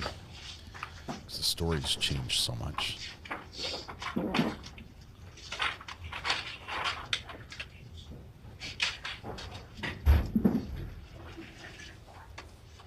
There's not going to be any question of this one either, other than that maybe cross-contamination, touch DNA, the usual. Witness takes the whisper oath. Do you promise to whisper, not speak into the microphone, and make the court as inaudible as possible? I do, Your Judge, Your Honor. Right, you may proceed. Thank you, Judge. Good afternoon, ma'am. We're basically Can you counting please everybody state with your name hair and spell now. for the record? My name is Madison Launch, LANTZSDH. And what is your occupation? I am a forensic scientist. As a forensic scientist, what are your duties? I analyze and interpret genetic data from evidence submitted to the lab. This includes drawing conclusions on DNA profiles, reviewing data, typing up case reports, and reviewing them. I also testify in court when needed. And what educational background do you have that qualifies you for your duties? I have a bachelor's of science in biology with emphasis in forensic science and free medicine. And you said you're employed as a forensic scientist, but who do you work for specifically? I work for the Department of Public Safety Crime Lab in Houston. And is that the same crime lab that Ms. Patney works for? Yes. So all the accreditation questions would be the same since you guys work for the same laboratory? Yes. And how does your role differ from Ms. Patney's? Her role in this case was the biologist, which means that she kind of prepared the evidence for DNA analysis, and I'm the one who actually did the DNA interpretation on the evidence that was submitted that she prepared. So it's kind of like the step after hers. And in regard to the discipline of DNA testing, have you been proficiency tested? Yes, I have. What was the last time you were proficiency tested? The spring of 2025, and I passed. Excellent. Are you licensed as a forensic analyst by the Texas Forensic Science Commission? Yes, I am. And in addition to sort of the basic education, have you received any additional training to the area of DNA analysis? Yes, I completed the DNA program for DNA analysis by the Texas DPS Crime Lab. This consisted of reading relevant literature, having quizzes on DNA analyst concepts, analyzing and interpreting practice mock samples, supervised reduction cases, passing an oral board, and a mock report. Have you testified in court before as an expert witness in the area of DNA comparison? Yes, I have. Has this been on a few or many occasions? Many? About how many? You can 20? 22. 22. Gotcha. Have you ever testified in Galveston County before? Yes, I have.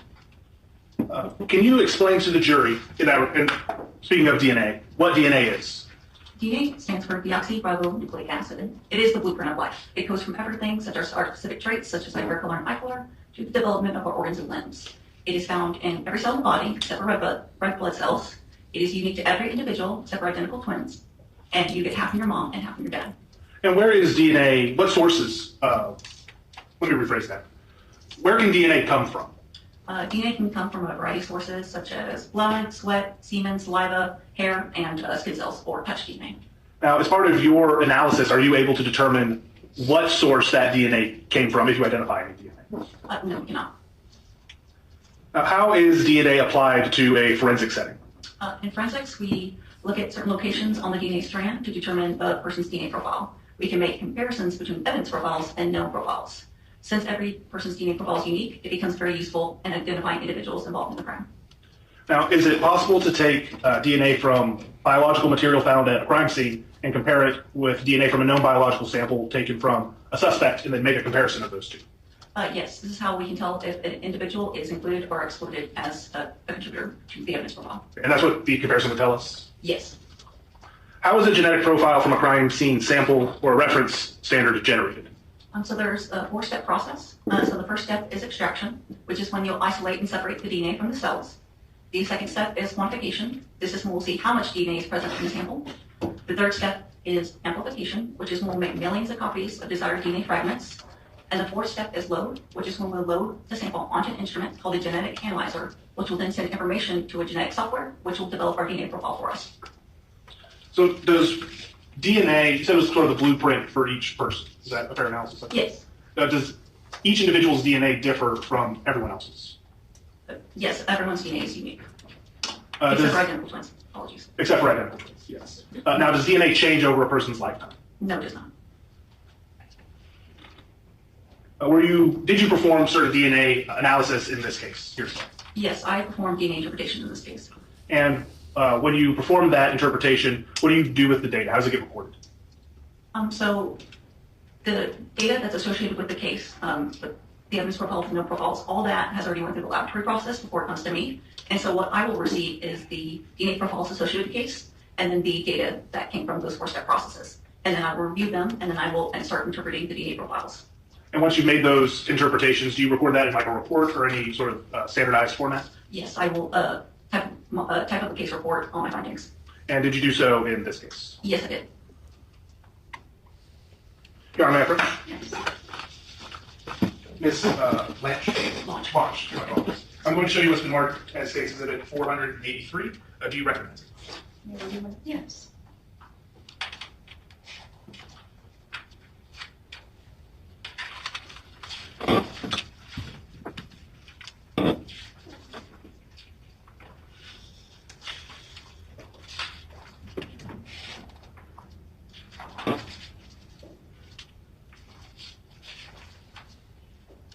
Yes, I do. And what is it? It is a copy of our DNA laboratory report. Now, I'm showing you what's been previously admitted as States 495. My question is States 483, is this an unredacted version of the same report in States 495? Yes, it is. And does this report here in 483 appear to have been tampered or altered with an alien? No, it does not. Is it a true and accurate depiction of the entirety of the report? Yes. At this time, the state would move to admit States 483. No objection. You may vote, Your Honor. Yes.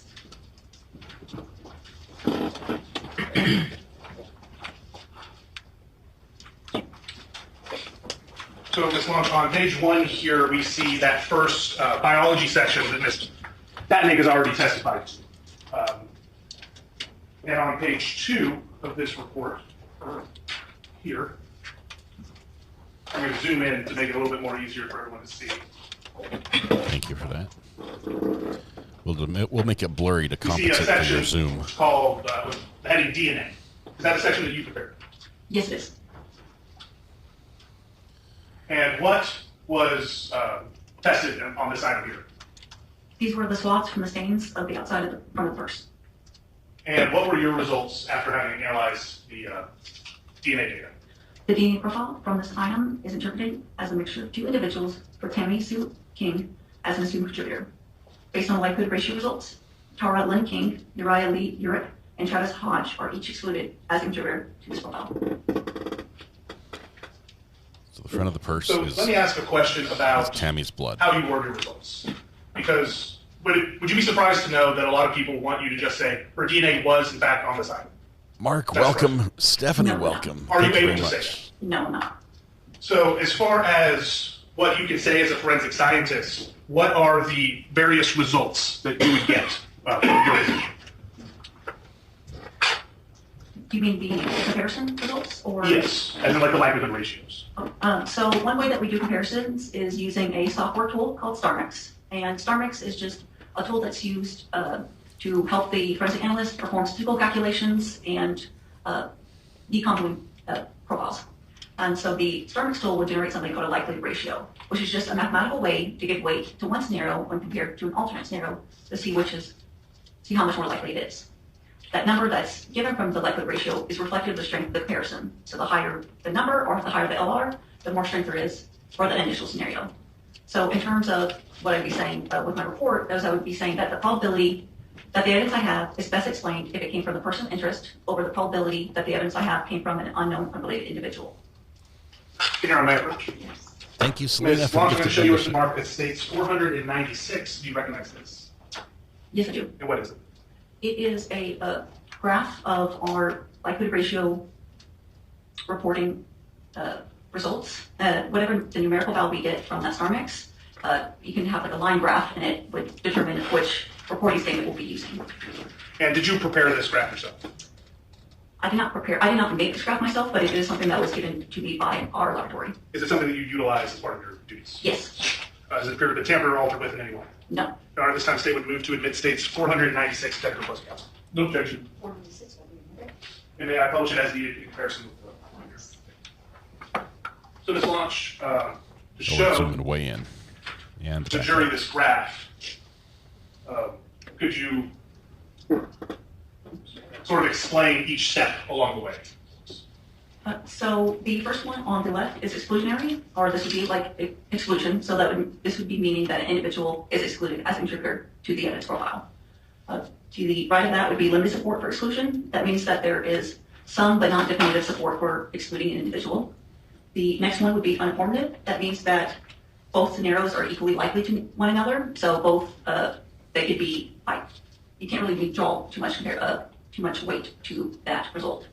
The limited support for inclusion means that there's just a limited support towards including an individual. The next would be moderate support, so there's some more support towards including an individual. Then there's strong support, which means that there's more weight or more strength towards that, the scenario of including an individual in the evidence profile. And then you have very strong support, which means that it just means that there's greater support towards that initial scenario. And as part of your report, I'm looking on page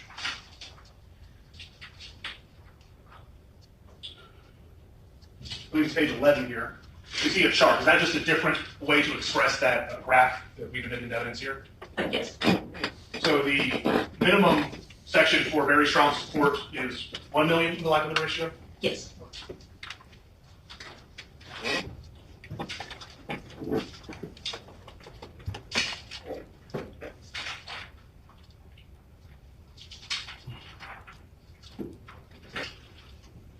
So to move on to some of these other items, Ms. Patnick has previously testified that some of these items were not tested.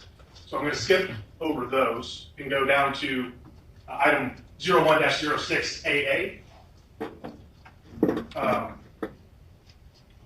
And what is the DNA analysis? What results do you have for that? The DNA profile from this item is interpreted as originating from a single individual and is consistent with the DNA profile from Tammy Sue King. Tara Lynn King, Uriah Lee Urick, and Travis Hodge are each excluded as contributor of this profile. Now on item 0107AA, what are the DNA results here? The DNA profile from this item is interpreted as originating from a single individual and consistent with the DNA profile from Tammy Sue King. Lynn King, Uriah Lee, Urick, and Travis Hodge are each excluded as contributors of this profile. Going on to page 3 of your report, at the top of the page, start with 0108AA. What are the results of the DNA on this item? The partial DNA profile from this item is interpreted as a mixture of 2 individuals with Tammy Sue King as an assumed contributor. Based on the likelihood ratio results, Tara Lynn King, Uriah Lee, Urick, and Travis Hodge are each excluded as contributors to this profile. Now moving on to item 0109-AA, what are the DNA results here? The DNA profile from this item is interpreted as originating from a single individual and is consistent with the DNA profile from Tammy Sue King. Tara Lynn King, Uriah Lee, Urick, and Travis Hodge are each excluded as contributors of this profile. Now, I kind of skipped over it, but going back out here, the items that we've covered, are they all swabs from a purse and various sheets? Is that what those items are? Yes.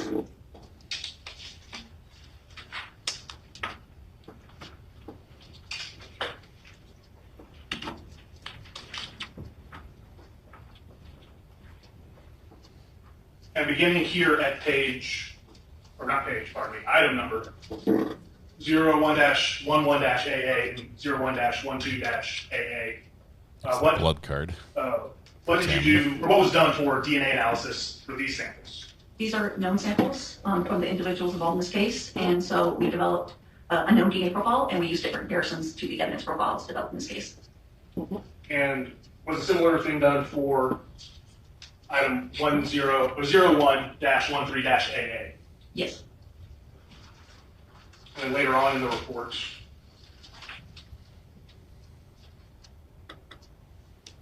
item 14-01, similar thing done there. Yes.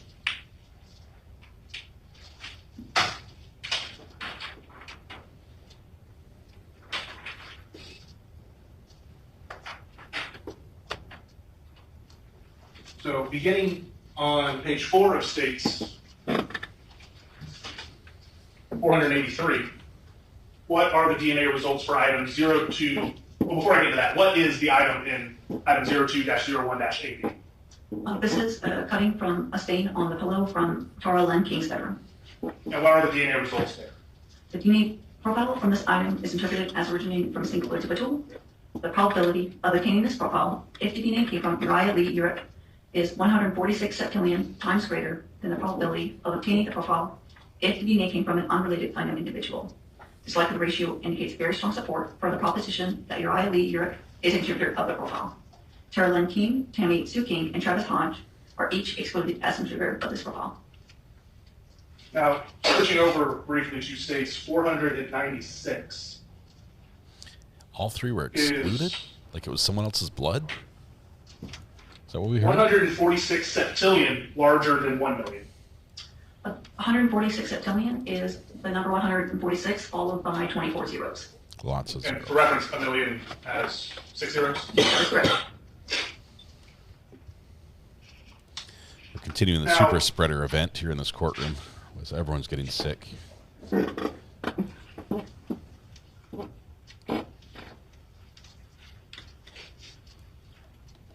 Are you able to answer questions as to why DNA may or may not be on an individual item?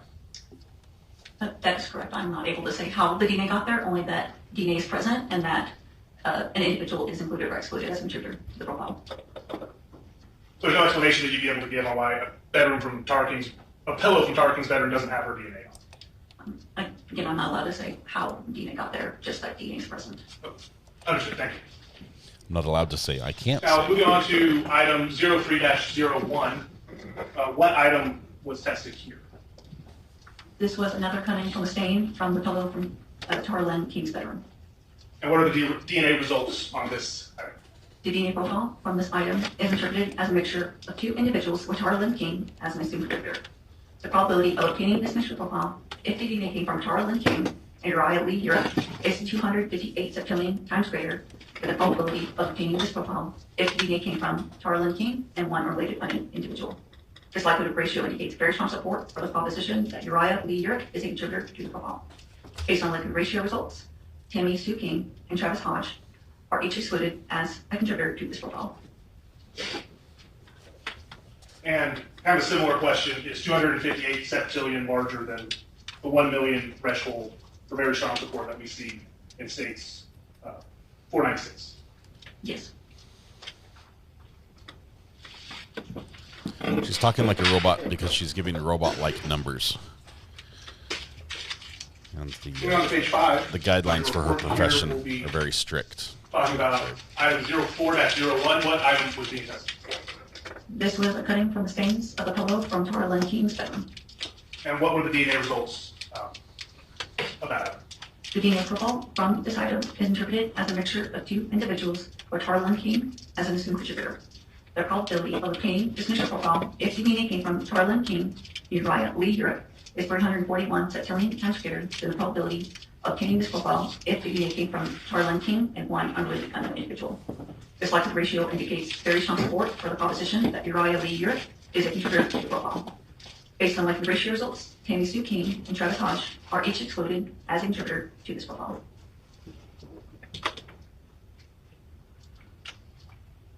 Now moving on to item 0601, what is the item that was being tested and what were the results of those tests? This was a swab from the bottom of a magazine from the outside of Tara Lynn King's bedroom. And my results were, due to insufficient data, no interpretable DNA profile was obtained. No associations or exclusions will be made. And moving on to item 08-01, just what is that item? And then you got your DNA results on the next page. Just what is this item? This was a long rifle caliber Smith & Wesson model SW22 Victory semi-automatic pistol from Uriah Urick. Moving on to page 6, we see the DNA results for 08-01. What are your results? The DNA profile from this item is interpreted as a mixture of two individuals. The probability of obtaining this mixture profile if the DNA came from Tara Lynn King and one unknown individual is 378 quadrillion times greater than the probability of obtaining this profile if the DNA came from two unrelated unknown individuals. This likelihood ratio indicates very strong support for the proposition that Tara Lynn King is a contributor to the profile. The probability of obtaining this mixture profile if the DNA came from Uriah Urick and one unrelated unknown individual is 188 septillion times greater than the probability of obtaining this profile if the DNA came from two unrelated unknown individuals. This likelihood ratio indicates very strong support for the proposition that Uriah Urick is a contributor to the profile. The probability of obtaining this mixture profile if the DNA came from Tara Lynn King and Uriah Urick is 6.98 quadrillion times greater than the probability of obtaining this profile if the DNA came from two unrelated unknown individuals.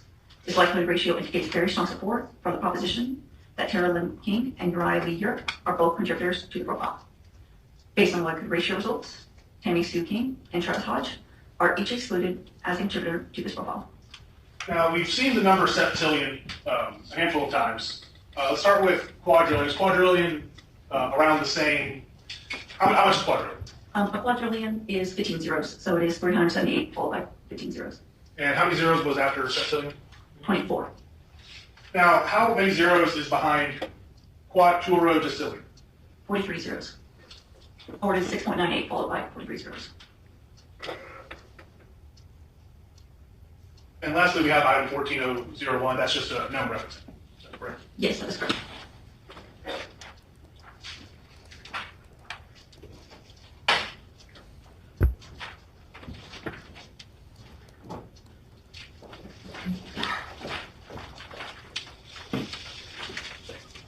I'll pass the witness, Judge.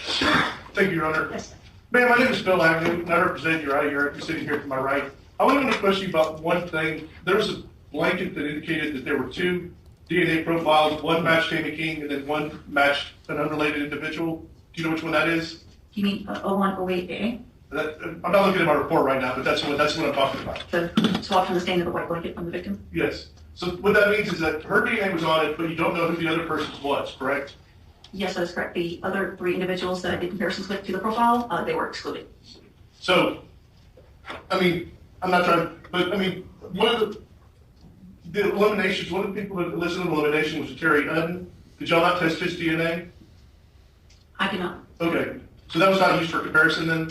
I only did comparison with the notes that were submitted to our laboratory. Okay, and so maybe it wasn't submitted then, but it just lists there on the eliminations that Terry Ayden is one of the people, and I was wondering if his DNA was tested as well, but it doesn't sound like it was. We never received a note, to my recollection, from Terry Ayden. Okay, that's what it is. My further judge.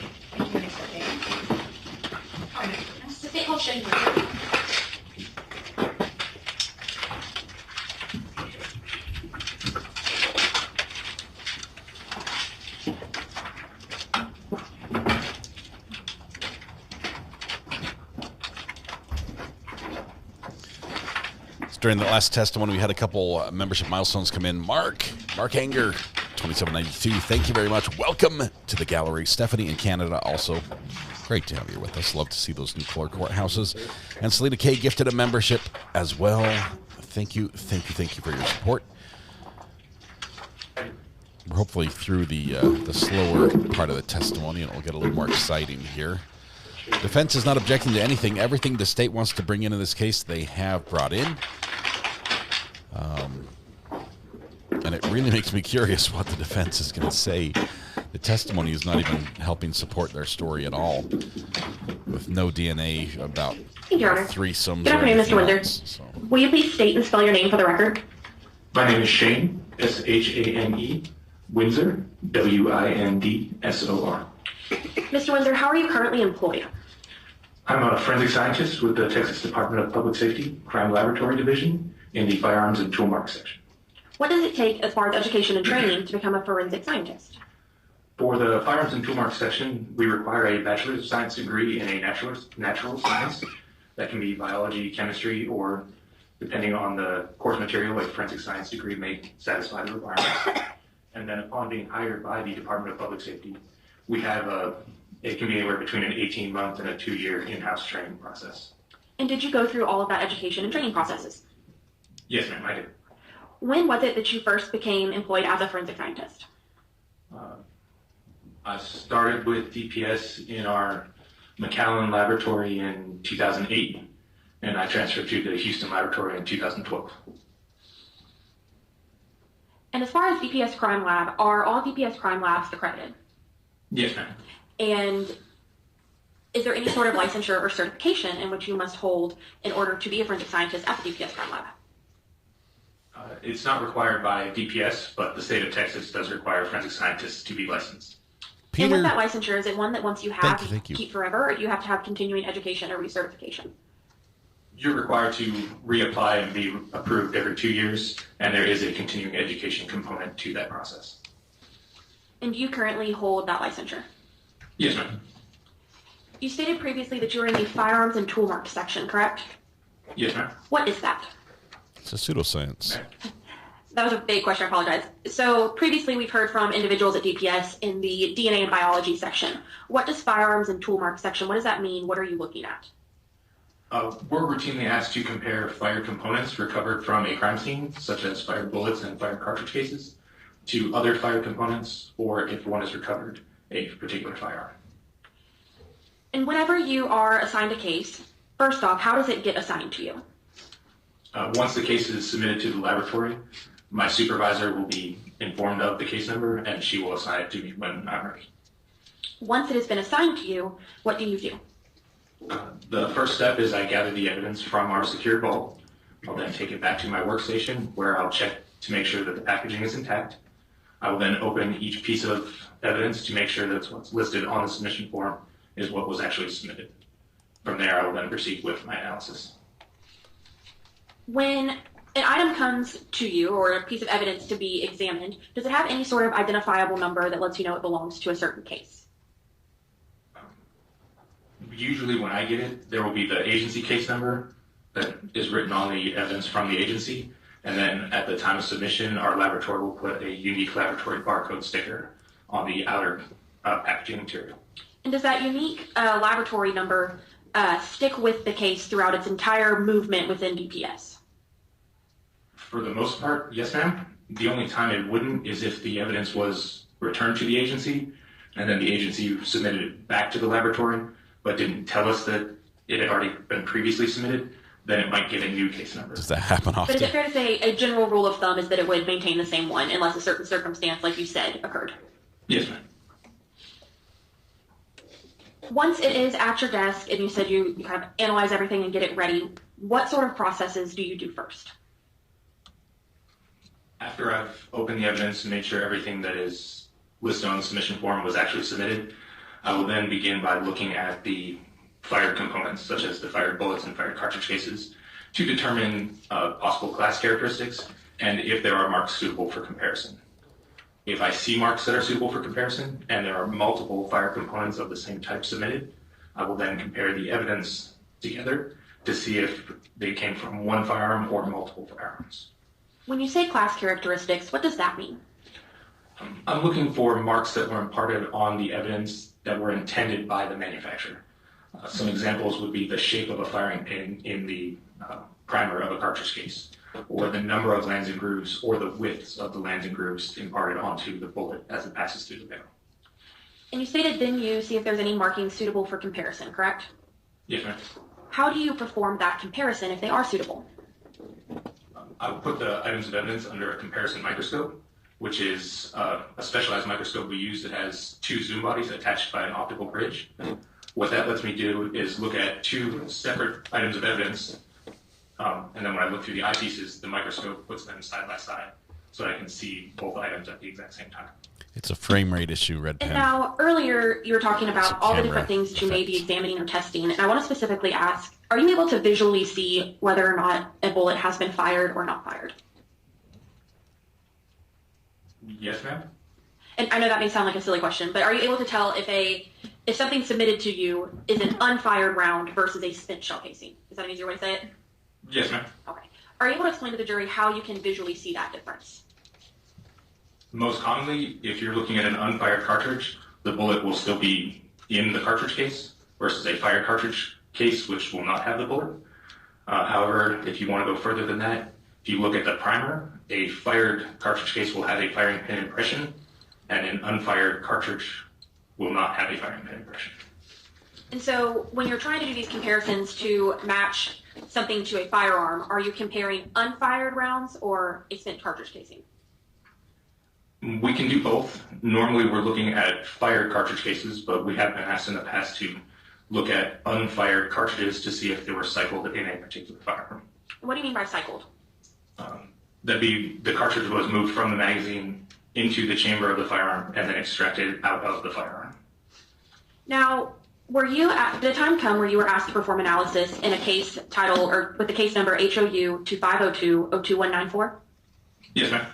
And what was it that you were asked to analyze in that case? In that particular case, there were several firearms that were submitted. There were several unfired cartridges that were submitted, and there was a fired cartridge case and a fired bullet. May I approach exhibits? Yes.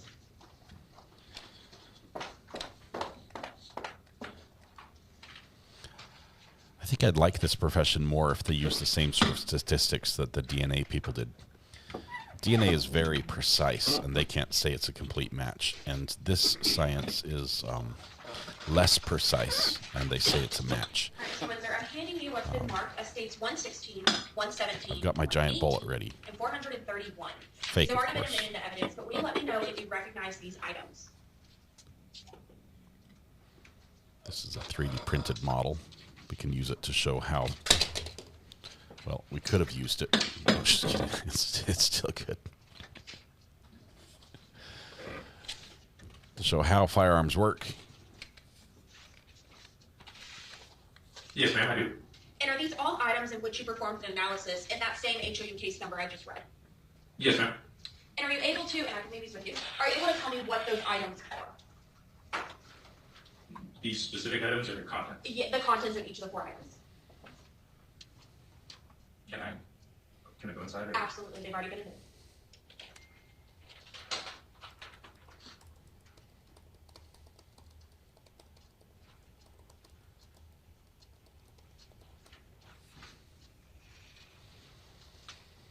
So States Exhibit 431 was a fired bullet.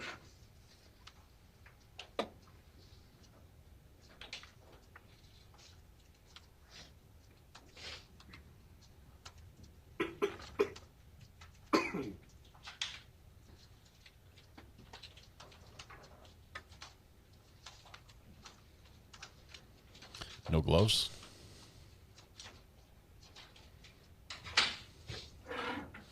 So we're going to see probably just this portion.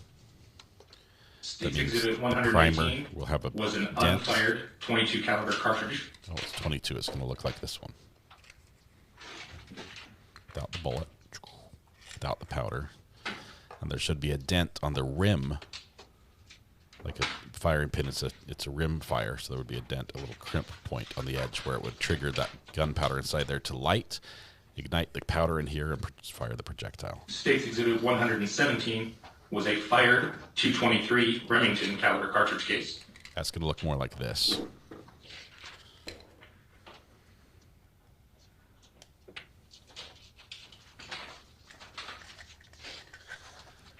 Slap. SST. And States Exhibit 116 was an unfired 22 caliber cartridge. 22 months. OG. Thank you very much. Just to be clear, we had one, you said fired bullet, correct? Yes, ma'am. 2 unfired 22 rounds. And then one shell casing of a different type of caliber. Is that correct? Yes, ma'am. Your Honor, may I approach some different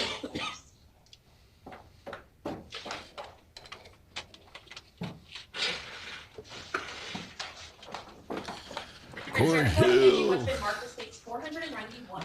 Without telling me what it is, will you let me know if you recognize this item or the contents within it? Ooh, big box. We get some unboxing. Corey, yes, we didn't recognize. I recognize your profile picture, but I didn't recognize your name. Welcome. Good to have you, my friend. A fellow cameraman. Yes, ma'am, I do. How do you recognize it? On the box, there is the laboratory sticker with the unique laboratory case number, but there's also, in my own handwriting, that unique laboratory case number, the item number that our computer system assigned to, in this case, the box, my initials and a date, and then inside, I also saw that unique laboratory case number, item number, initial, and date on the contents inside. Has the contents in the box been changed or altered in any way? Aside from the box being opened, it does not appear to be so. Your Honor, statements to omit states 491 have been tendered to opposing counsel. Okay. What's in the box? What does it have in its pockets? All right. Just dump it in his lap. Just tip it. Shake it out. Or you can take it out for us. That would be off camera as well. What is inside states 491? Specifically, there is a 22 caliber Smith & Wesson pistol. There is a holster made of leather. There is the test material that I made during my testing, and there is a properly sealed brown paper bag. And now, is that You just stuck it in an old Amazon connected to this box? Yes, ma'am. It's zip tied to the box. Okay. Your Honor, may I publish the contents of the box to the jury? Yes. The jury is now able to peek in the box. But that's it. I guess they ran out of the official firearm boxes, which are designed just for this purpose. Instead, they ordered something from Amazon, pair of shoes maybe, and used the packaging from that one. Mr. Linder, I'm handing you what's been marked as states 492. Without telling me what it is, will you let me know if you recognize this item? I'm just going to put out on a limb and say this might be a rifle, even though the picture shows a shotgun. Just put your grubby mitts all over it, because we won't need to test How do it. you recognize it? Once again, on the box, there is, in my handwriting, the unique laboratory case number, the item number, my initials, and the date. And does it appear to have been changed or altered in any way other than it being opened? No, ma'am. Your Honor, statements to omit states 492. Any objection? Objection. 492. What did this witness buy Your Honor. originally before he put the gun in the box? Watch this thing just fall. This is a AR style sporting rifle. This is the 5.56. Does have a holographic sight, a big, bulky holographic sight. I've never seen one quite so, I don't know how ugly is that. It's like this big.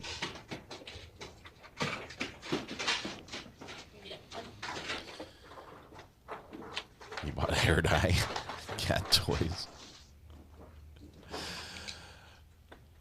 All right, Mr. Mr. Windsor, so are all of these items we just looked at items in which you performed an analysis on? Yes, ma'am. Now, when you have firearms, I know previously we talked about how you did comparisons on different types of ammunition. How do you perform analysis on firearms? The first thing we do is document its general characteristics, its make, its model, the serial number, its general rifling characteristics, which is the number of lands and grooves in the barrel and the direction of the twist. And then we'll examine the safeties to make sure everything is functioning as it should. Once that's done, we'll then take some ammunition provided by the laboratory into our range, and we'll test fire it to generate samples that we can use for comparisons.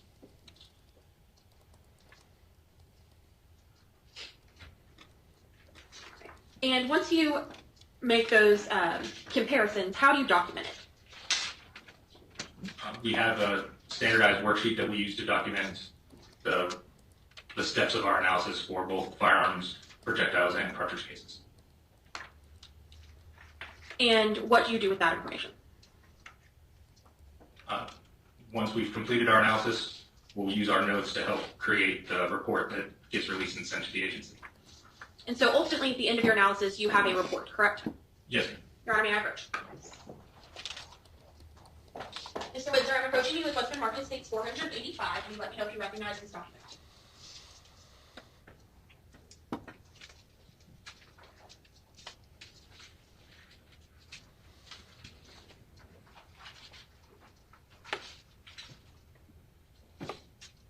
Yes, ma'am, I do. How do you recognize it?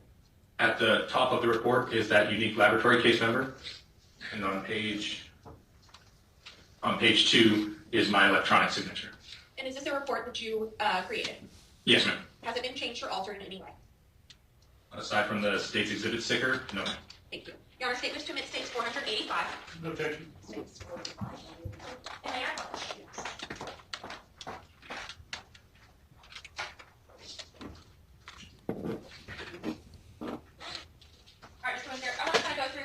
Lab report in sections, if that's all right. Where do you get this information here at the top? We can read it now. The laboratory case number, the section designation, and the issue date are all generated by our laboratory information management system. And then we move down here where it starts, says Rachel Martin, all the way down to eliminations. What are we looking at here, and where do you get that information? That's information provided to the laboratory by the submitting agency on our submission form. Generally, it contains the agency's information, as well as the names and dates of birth of victims, suspects, and any additional samples that they would like to provide to the laboratory. Then we have this section where there is requested analysis. What does that mean? That section is just what service the agency would like conducted by the laboratory. It depends. And then our section which says evidence description. What are we looking at here? That Rifles is the itemization of the items that were submitted to the laboratory. The whole number, for example, the 05 at the top, is the outer packaging of the item that was submitted. And then underneath it, the 5-01, 502, and 5-03 are the actual items themselves. Shotguns used to project a lot of small pellets a short distance.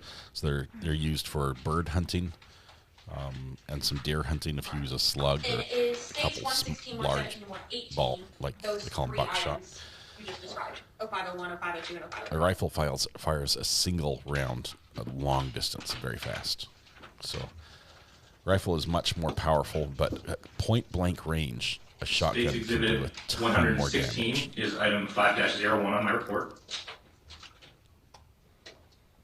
State's 117 is 5-02.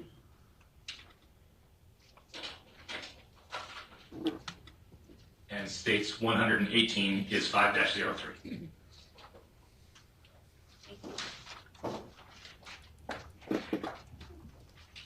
And then it's right at the bottom of your report. I'm going to move it up in a second. I'm going to have you look at States 431. Will you let me know what item number on your report that corresponds to?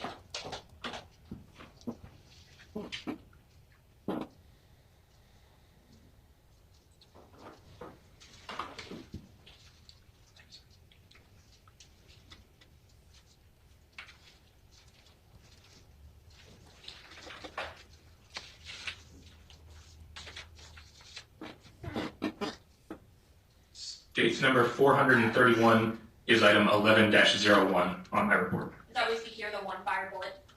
Yes, ma'am. I'm going to move to the next page of your report.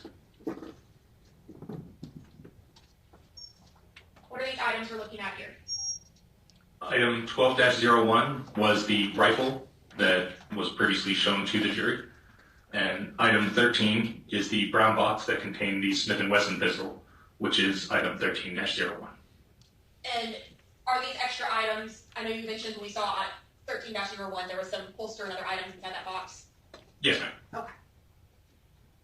Now I'm going to go through your actual analysis and findings. So can you tell me what this very first section is? The first paragraph of results is my results of the individual firearms as they were submitted to the laboratory. And we see 4 listed here, correct? Yes, ma'am. Are you able to tell us, just to be clear for everybody, which 2 were the ones that have been submitted into evidence? The Smith & Wesson pistol, which on my laboratory report is item 8-01, which was the first item there, and the Ruger rifle, which on my report was item 12-01, which would be the third firearm listed. So the Smith & Wesson is the one in the brown box, correct? Yes, ma'am. And the Ruger rifle 12-01 is that long white rifle box, correct? Yes, ma'am. Okay. Now go ahead and let's move to this second, or I guess first, what can you tell us about the Smith & Wesson pistol? At the time of submission, the Smith & Wesson pistol was not functional because the pistol has a magazine disconnect safety, which means the firearm will not operate if a magazine is not inserted into the firearm. A magazine was not submitted to the laboratory, so I had to manually make it functional in order to generate test material. So ultimately, it wasn't that the firearm was not working, it was because of a safety mechanism that required a magazine, is that correct? Yes, ma'am. And then the third rifle, or the third firearm, noted the Ruger rifle, what can you tell us about that firearm? The Ruger rifle was functional as submitted. Now, as far as we talked earlier, that there are different types of caliber ammunition, is that correct? Yes, ma'am. Would the Smith & Wesson pistol, and the Ruger rifle fire the same type of ammunition or different? They are different calibers. Are you able to tell the jury what calibers each of those firearms are? The Smith & Wesson is a .22 long rifle caliber, which is a rather small round. The Ruger rifle is 5.56 by 45 millimeter, which is also known as a 223 Remington caliber, which is a rather small, long rifle cartridge. I want to kind of skip this middle paragraph for a minute and come down to this third one first. Can you let us know what your analysis is in that third paragraph? In the third paragraph, I was asked to compare the 2 unfired cartridges that were submitted to the both the Smith & Wesson and the, I believe, Ruger pistol. In my analysis, I ended up not having to compare it to the Ruger pistol, but the analysis to the Smith & Wesson pistol was that it was inconclusive, meaning I could not identify or eliminate it as having been cycled in that Smith & Wesson pistol. Charlene, Mommy Shar Shar, 5-03 congratulations. Discussed were states 116 and 118, correct? I believe you are an I'm sorry. OG. I did compare it to the Ruger pistol. That's my mistake. That comparison was also inconclusive. Thank you for And I your support. apologize. So the lab number 5-01 and 5-03, those are states 116 and 118, correct? We spoke of earlier? Yes, ma'am. And so you say that your analysis was inconclusive due to the lack of agreement or disagreement in class characteristics with individual marks. However, is that caliber what would be fired through either the Smith & Wesson pistol or the Ruger pistol? Is that correct? The cartridges were of the same caliber as those 2 pistols. Yes, ma'am. So those live rounds could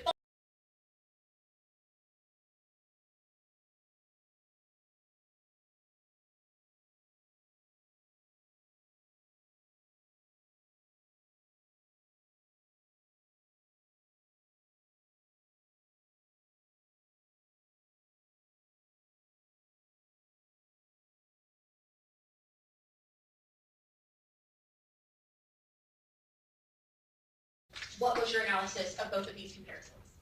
Both the fired cartridge case and the fired bullet were identified as having been fired.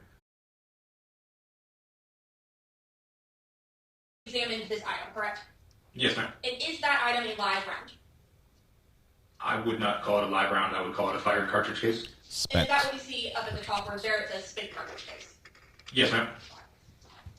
And so states 117 you can say was fired out of the large white rifle box, the gun within it. Yes, ma'am. What just happened to the internet? The stream crash? Are you able to say the location that this was located? Do you want me to read it, ma'am? If you would. I believe it's 4723 15th Street. I'm not sure what the last word is. My internet stayed up the whole time. I haven't seen any problems on my side. Could be. Okay. Jennifer? And then in case 431 is that item 11-01 that you examined. Yes, ma'am. And can you tell me the location from where this projectile was recovered? On the envelope, it's written as the ME's office. And is what your lab report telling us is that this projectile, or I believe your phrase for it, I don't use the right terminology, is the fired bullet. Those were both, that was fired from the long rifle that's inside the white box. Yes, ma'am. And at risk of being redundant, just to be very clear, the spent shell casing found at 4723 15th Street and the fired bullet located in the ME's office in Mrs. King both came from that rifle, correct? I don't know the person from the bullet, but I identified both the bullet and the cartridge case to the Kruger rifle.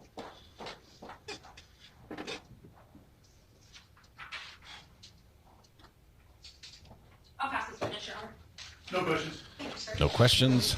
Good, good, good. As Ian would say about this witness.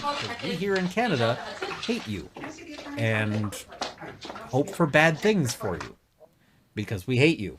A little bit of a pseudoscience. Basically, the idea behind the firearms and tool marks, I realize what they're doing, and some of it does match up, and some of it works. But with the modern manufacturing techniques of firearms, it's more and more likely that the precision with which the firearms are crafted with, that you're going to get similar marks, even a matching mark from a different gun. And it gets harder and harder to make that analysis. And as it's just done eyeball to eyeball, just comparing the two, I would say that you can get a percentage chance of it matching, but not. I'm with Ian more and more so on this. The more I hear about it, the more I see it. I think you'd be able to say, yes, it appears to be fired out of this brand of gun or of this model of gun. But, you know, as you know, each one, they have different rifling patterns and ejector points and things like that. But it's, yeah. All right. Next up on the, I have to go back and properly recognize when your chat message comes in during testimony. I try not to interrupt testimony very much. So let's see. Mommy Shar, after 2 years, figured out how to change name and profile pic. Was Charlene O'Deed. You made my day as I lurk while I work. Thank you, Ari and mods. Mommy Shar, thank you very much. If you've been here for 2 years, it makes you an OG. As is Sea Dog Hizzy, which is now your new name, unless you learn how to change it like Mommy Shar. You need to get together and figure that out. Both OGs. Thank you, Corey. Good to have you here. I think that's all I missed. Oh, Peter Tupperware. Thank you for the gifted membership as well.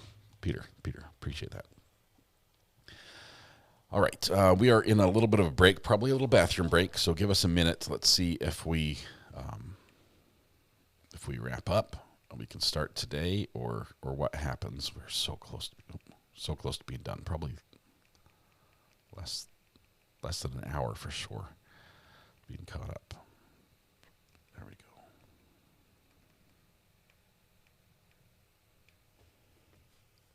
All right, we're ready. We're ready.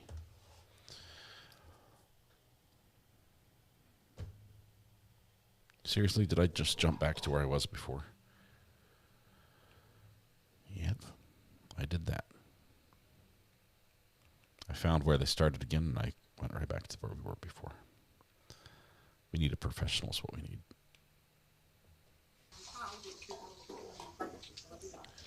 Witnesses whispered in. Sworn in under whisper. You may proceed. Hey, girl. Amy, welcome. Glad you caught alive. Happy Friday to you. Good afternoon, ma'am. Will you please state and spell your name for the record? Angelica Peckson, ANGELICAHUDSON.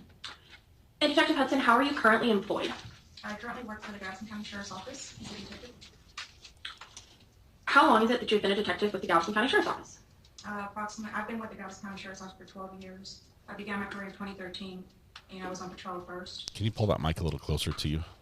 Now, so you said you've been with the Sheriff's Office for, you said 12 years? 12 years, yes. And you began in 2013? Correct. What was the first role you had in 2013 with the Sheriff's Office? I was a patrol officer. How long was it that you were on patrol with the Sheriff's Office? 3 years. Let me go backwards first. Before 2013, were you in law enforcement or something else? In law enforcement. When did you first become a member of law enforcement? 1998. And what did you do in order to become a member of law enforcement? I attended a police academy at the University of Texas Police Academy in Austin. And is there any sort of certification which you must hold in order to become a licensed peace officer? Yes, at the end of the police academy, you take a state test through TCO, and if you pass the exam, you receive your basic peace officer license. And is your basic peace officer license something that once you have it forever, or do you need to have any sort of continuing education? There's a continuing education, constant training you must take within the 2 years of each cycle. And it just depends on if you have the basic, intermediate, or master peace officer license, what classes you need to take. And which of those peace officer licenses do you hold? A master peace officer license. And what is different from a master peace officer license versus a basic peace officer license? Basic is you take certain courses. When you get to be masters, you have more years of service, more years of experience, more training through TCO. Now, once you passed your teacher certification, what was the first job you had within law enforcement? I worked for the University of Texas Police Department, where I was a police dispatcher for 5 years. And where did you go after that? After that, I was a patrolman. With the same agency for approximately 2 years. After that, where did you go next? In October of 2006, I worked for the Dickinson Police Department as a patrol officer. And how long were you with the Dickinson Police Department? 7 years. And were you always a patrol officer, or did you hold any other roles there? I was also the field training officer, also an officer in charge. Basically, when supervisor wasn't there, I assumed that role. And is that when you moved to Galveston County Sheriff's Office? In 2013. How long was it that you were on patrol with the Sheriff's Office? Approximately 3 years. And where did you move to within the Sheriff's Office after that 3 years? In 2016, I was promoted to sergeant over the bailiff division. How is that different from being on patrol? Being on patrol, you're the first responder.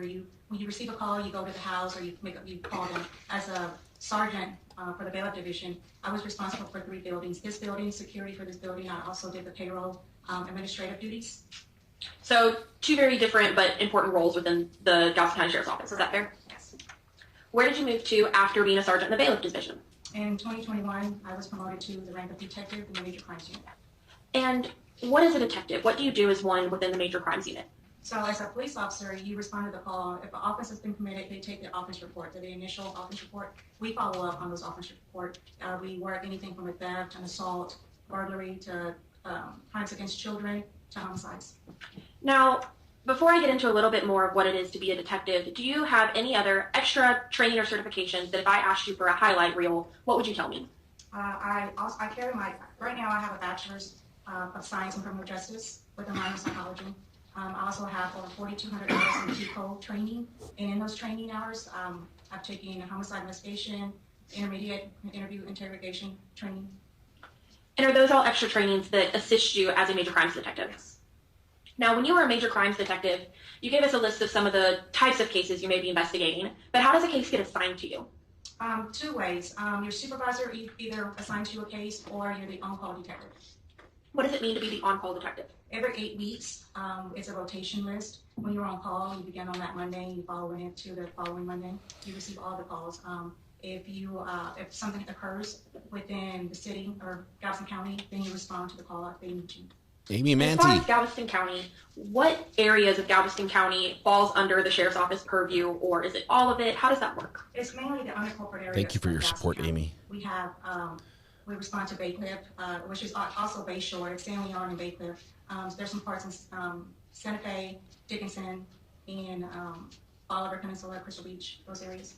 And then are y'all also available to assist any of the other agencies within the county? Yes. Now, when you're the on-call detective, you stated that you get calls coming in from these areas, correct? Correct. How do you determine whether or not it's something that you need to respond to? The patrol deputy, when he responds to it, if he thinks he needs some help, he'll call you. He'll give you the details of the call, and at that time, if it's serious, like this case, you respond to it. So, since we mentioned this case, I want to focus our attention towards February 6th of 2025. Do you recall that date? Yes. Were you an on-call detective or not? Fabulous hairstyles in this trial. Did you get a call as the on-call detective that led us to be here today? Yes. What was that? I received a call from Deputy Touch, who responded to a welfare check. And why was it that you were called? He requested, he said it was a possible homicide and needed detective and crime scene to respond. And I know, so Deputy Touch says it's a possible homicide. Right. If there is any decedent on scene, does the sheriff's office typically send a detective out? Yes. Why is that? Because we respond to suicides, we respond to homicides, because we follow up on those, and we have more training than the patrol officer that responds to it. We've been trained to look for certain things. When you answered that call from Deputy Couch, was there a location in which you responded to? Yes. What was that? 4723 15th Street, Galveston County, Texas. Thank you. And what type of location was this? It was a residential. And what did that location look like? It was a single-story home. It was a typical household. Once you arrived, what was the first thing that you did? I spoke to Deputy Touch. I also made contact with the crime scene investigators that were already on scene. And who were those? It was Patrick Ryan, Angela Schaefers, and Rachel Martin. Once you made contact with those individuals, what was the purpose of those contacts? To get the details of the call, to see what else transpired since they last called me. After you got that information from the crime scene investigators and Deputy Touch, what was the next thing that you either observed or did? I contacted my supervisor. They're responsible for sending more additional units if I need assistance. And at that point, did you determine if it was better to have more detectives come on in? Yes, it was. Why? Because there was several things that must be done to follow up on a homicide. And is it fair to say that certain types of cases may need more hands helping than other types? Yes. And so is a homicide one of those bigger cases? Correct. Once you contacted your supervisor, what was the next step that you did? I saw that Detective Bernard arrived on scene. There was also a witness on scene who was in the driveway. What was that witness's name? Terry Utton. Now, without telling me anything Mr. Utton said, what was his demeanor? How did he seem? He seemed distraught. He seemed sad. At times he was crying. And then he told me she's in there. Terry was after you spoke to Mr. Utton, very what sad was the next thing that you did? I did an initial walkthrough of the residence. I checked the interior, the exterior, just to assess what occurred. And generally, what was your observations upon doing a walkthrough of that home? As I entered the living room, I saw that there was a purse on the floor. It had some red stains on it. There was cards laying around it. I got a driver's license. I looked over. There was a Christmas tree in the living room, and there was guns leaning against the wall. I noticed that there was a bag of dog food, some containers of water, and I continued further into the house. What did you observe further into the house? I went into the dining room. There was a dining room table, a large freezer, and then I went into the kitchen. There were some dirty dishes in the sink, some trash in the trash can, just normal stuff in the kitchen. Did you move to another room after that? Yes, I turned around and there was a hallway leading off the dining room area that contained 2 bedrooms and a restroom or a bathroom. Did you go into either of those bedrooms? Yes, I went to all the rooms in the house. What was the first room in which you went to? There was a bedroom that had a bed in it with, it looked like a girl's room because I saw a Hello Kitty mirror on top of a desk. There's posters on the wall. It was dirty. There was items just all over the place, clothes. There was a pillow on top of the bed. I recall there being some blood on it. There was also another pillow underneath the desk, and I noticed some blood on that. There were water bottles full of urine, just Dr. Pepper cans everywhere. And that area under the desk with the pillow and the bottles of urine, what did that area appear to be to you? It appeared like someone was laying there, just staying underneath there for comfort. There was water. There was a bag that was pushed against the wall, and it had empty bottles of water. It appeared like someone was staying under there, and they were urinating in these water bottles and then putting them to the side. Also, I found some underneath the bed. After you observed that room, where was the next place that you went? There was a like a plastic bucket or a container. I noticed that there was in the hallway, there was right by the door frame, there was a magazine, and it had the initials JK written in black marker. Did you learn from your investigation what that JK meant? Yes, JK stand for J.C. King, or he also went as Butch. And who was that? He was deceased. He was Tara's grandpa and Tammy's husband. And you stated there was a magazine lying there? Yes, with those initials. After observing that magazine, where did you go next? I went right, which was the bathroom. It was the typical bathroom. There was I did observe some pajama bottoms on the floor, but there was nothing that stood out in that room. And where'd you next? I went down the hallway, the opposite end of the hallway, and from the bathroom. And there was another bedroom, but it looked like it was used for storage. Was there a bed or anything that appeared like someone slept in there? No. After going through that storage room, where was the next location that you went? I was informed that there was an additional room leading off the kitchen, and I didn't see it at first because it was covered with a like a sheet. And so I pulled back the sheet, and it was an entryway to the back of the house. It was a door back there. And did you observe anything out of place or of note in that back room? Yes, you couldn't get through it. It was blocked by a washer, and there was also like some containers that were pulled forward. It appeared like someone was trying to block that door. And do you know if that door in fact was blocked? Could you open that door? No.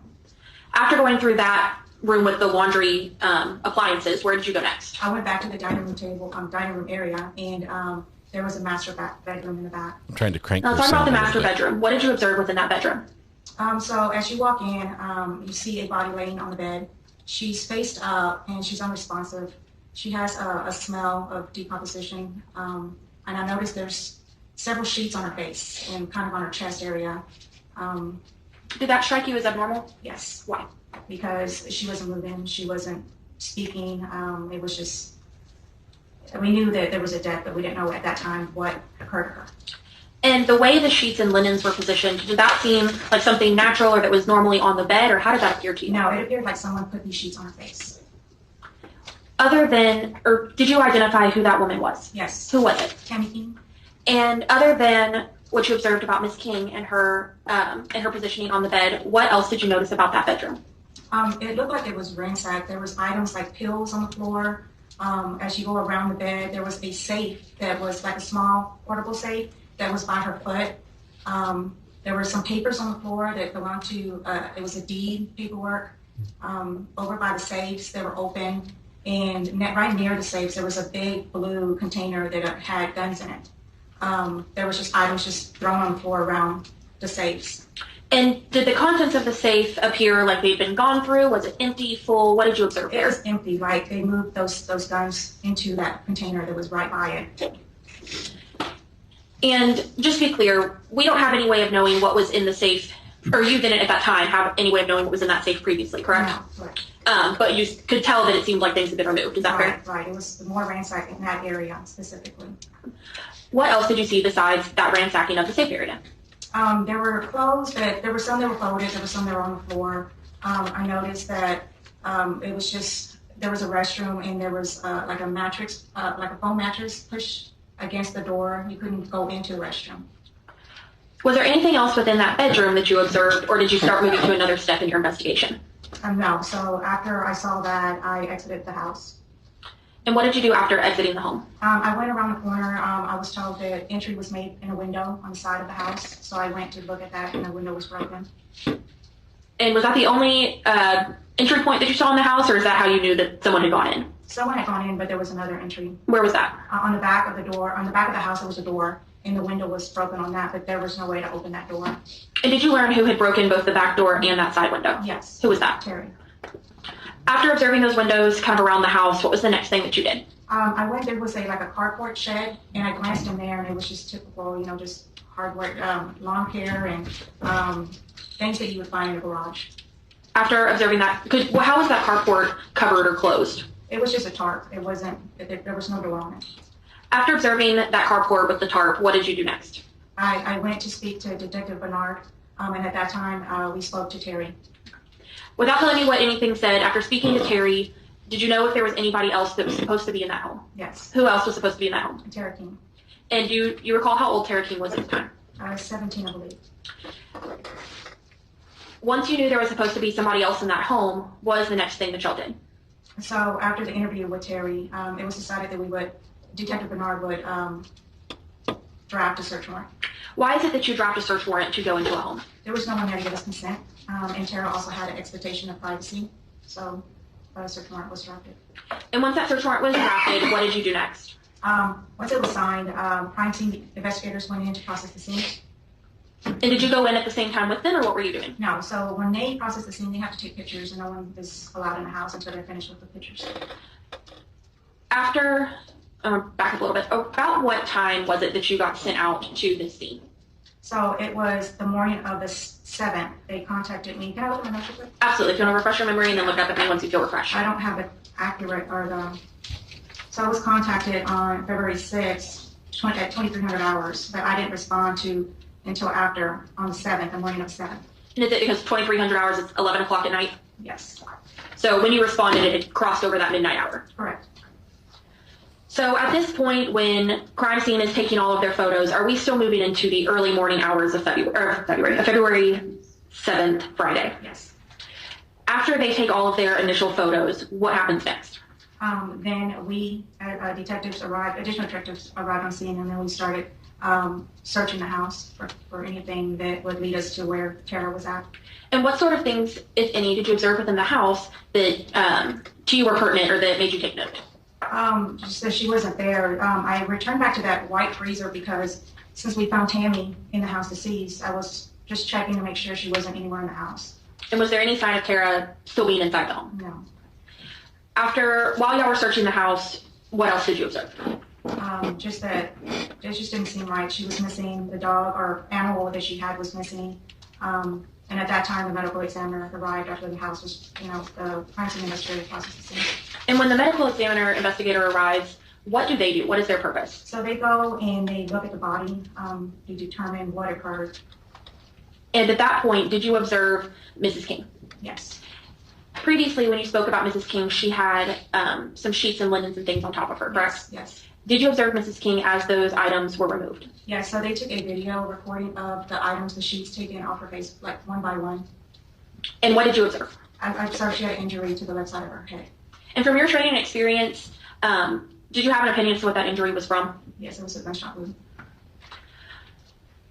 After observing the medical examiner investigator and the blankets coming off of Mrs. King, what was the next thing that you did?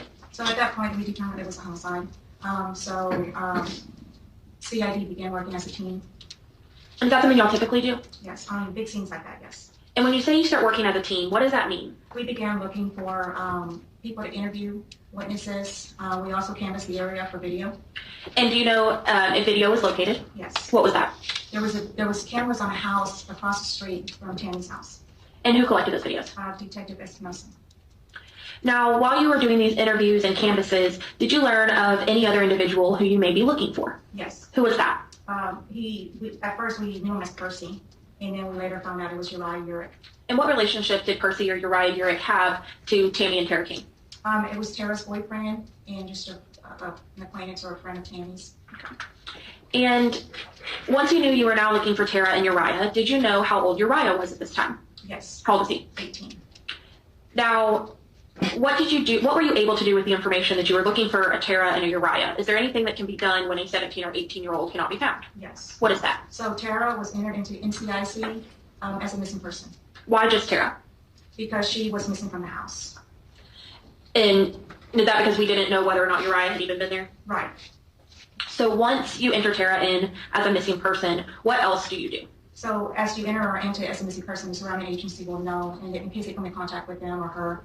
And then there was a press release on the Gadsden County Sheriff's Office Facebook posted. And is that something that is typical for the Sheriff's Office to do? Yes. And why is that? What is the hope when y'all enter a press release out on social media? If anybody who has come in contact with that person, they'll call us. We'll provide a phone number. My number was on there as well as dispatch. So is it fair to say it's kind of a hope for community support? Correct. Now, when you posted that press release on Facebook, was there anything else that you were working on, or that you also did? I apologize. Yes, we began looking for Tammy's phone in League City. And why were you looking in League City? Because we received information that they might be in League City. They being Tara and Uriah? And you said you were looking for Tammy's phone, correct? Correct. And is it because you're getting information that Tammy's phone might be sending information from League City? Where or who went and looked in League City? Sergeant Mitchell Stevenson and Detective Brian Bernard. Were they able to locate Tara or Uriah in League City on Friday? No. Due to that press release, did you start getting any information? Yeah, several people called. Over 20 people called, and we began interviewing people. Did you begin interviewing people on that Friday? Yes. Who all did y'all interview on Friday? So we interviewed Shauna Bridgen, Nathaniel Anderson, Christian Atkins, and Rigoberto Ferriciada. And just generally, I'm going to ask kind of the relationship of each of these people. Who was Shauna Bridgen, and how was she related to anyone involved in this case? She is Uriah's mother. Okay. And Nathan Anderson is whom? Nathan Anderson is a friend of Tara's. And then Christian Atkins? That's the same. And Rigoberto Ferriciada? And the same. So you made contact with all of these individuals. And what was the next thing that you did or next step in your investigation? Can I look at my notes? Absolutely. So then from those interviews, we were able to come up with a timeline of events of Tara and Uriah. And what timeline roughly or what was the first thing that you were able to determine as part of the timeline? That Tammy died the morning of February 5th. And what sort of things led you to that determination? Because of information we received from Instagram. And how do you receive information from Instagram? Search warrants. You obtain a search warrant, you send it to the law enforcement portal, and Meta will respond back if they have any information on that account. Now, you determined from the Instagrams that Tammy King died the morning of, you said the 5th, correct? Okay. And that is February 5th? Correct. And that is a Wednesday, correct? Yes. Now, what was the next step in the timeline that you were able to determine? From the video we obtained from across the street, we knew that a black Nissan belonging to Rigoberto arrived at Tammy's house. Do you know about what time that was? I don't recall now. If the surveillance video said 12:48, would that sound about right to your memory? Yes. Yes, it was correct. All right. So Rigoberto picks them up a little after lunch time.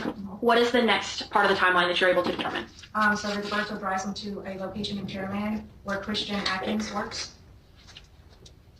And then where do they go from there?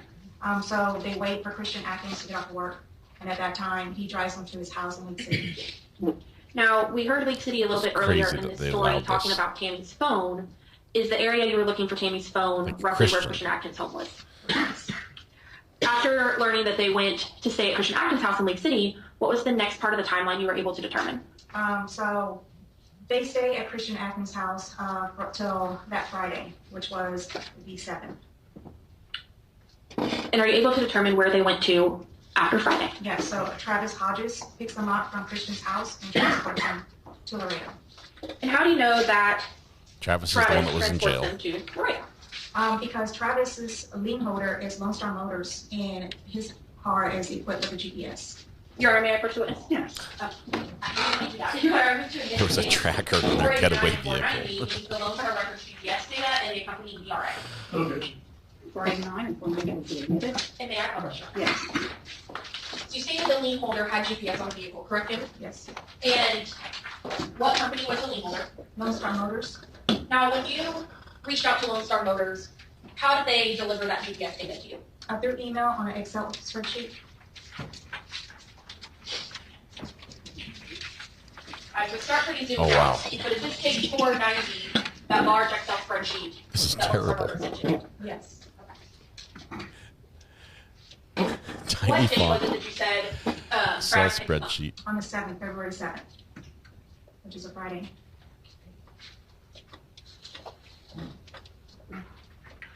And it's blurry. Nice. Okay. These are all the pings. Heartbeats and pings. Andy knocked it on the floor. Put it Try back that up. secondary way.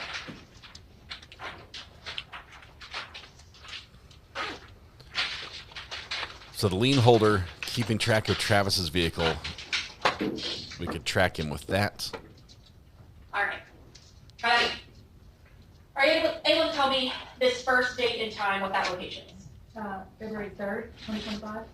Zoom in a little bit more. Right. These are all the places the car was found at. February 7th, 2025. At what time? 1:14 p.m. And where is Travis Hodges that time? Galveston. Now let's move forward. What is our next timestamp? February 7th, 2025, 7:44 p.m. What location is Travis at? League City. And are you familiar with this area? That's the main, it was the main road in League City. And is that close or far from where Christian Athens was living? I don't know exactly where, I know that Christian Athens lives at 310 Waco. And we know that's in League City? Correct. Okay. So we see Travis is in the same city that Uriah and Tara live in, correct? Okay. Where's the next location that Travis goes to? The location in Alvin, Texas. Yes, in Alvin, Texas. And then about 2.5 hours later at 10:44, where are they? Lewis, Texas. Are you familiar with where Louise is? Yeah, 59, I'm assuming south. I don't know exactly. No problem. And 59 generally, where does 59 run through? Through Houston.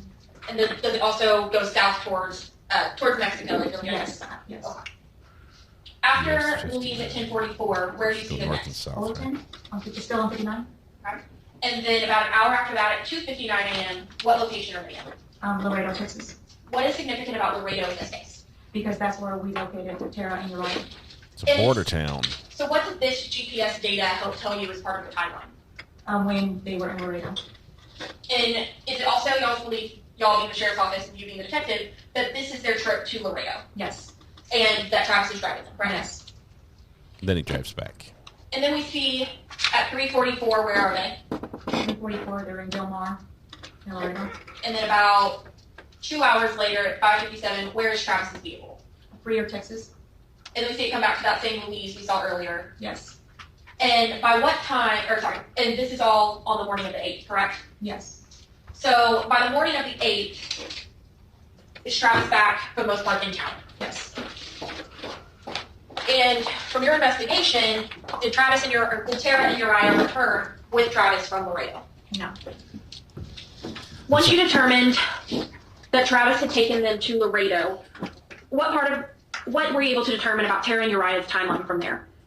If they were, they had left with Travis and they were in Laredo at that time.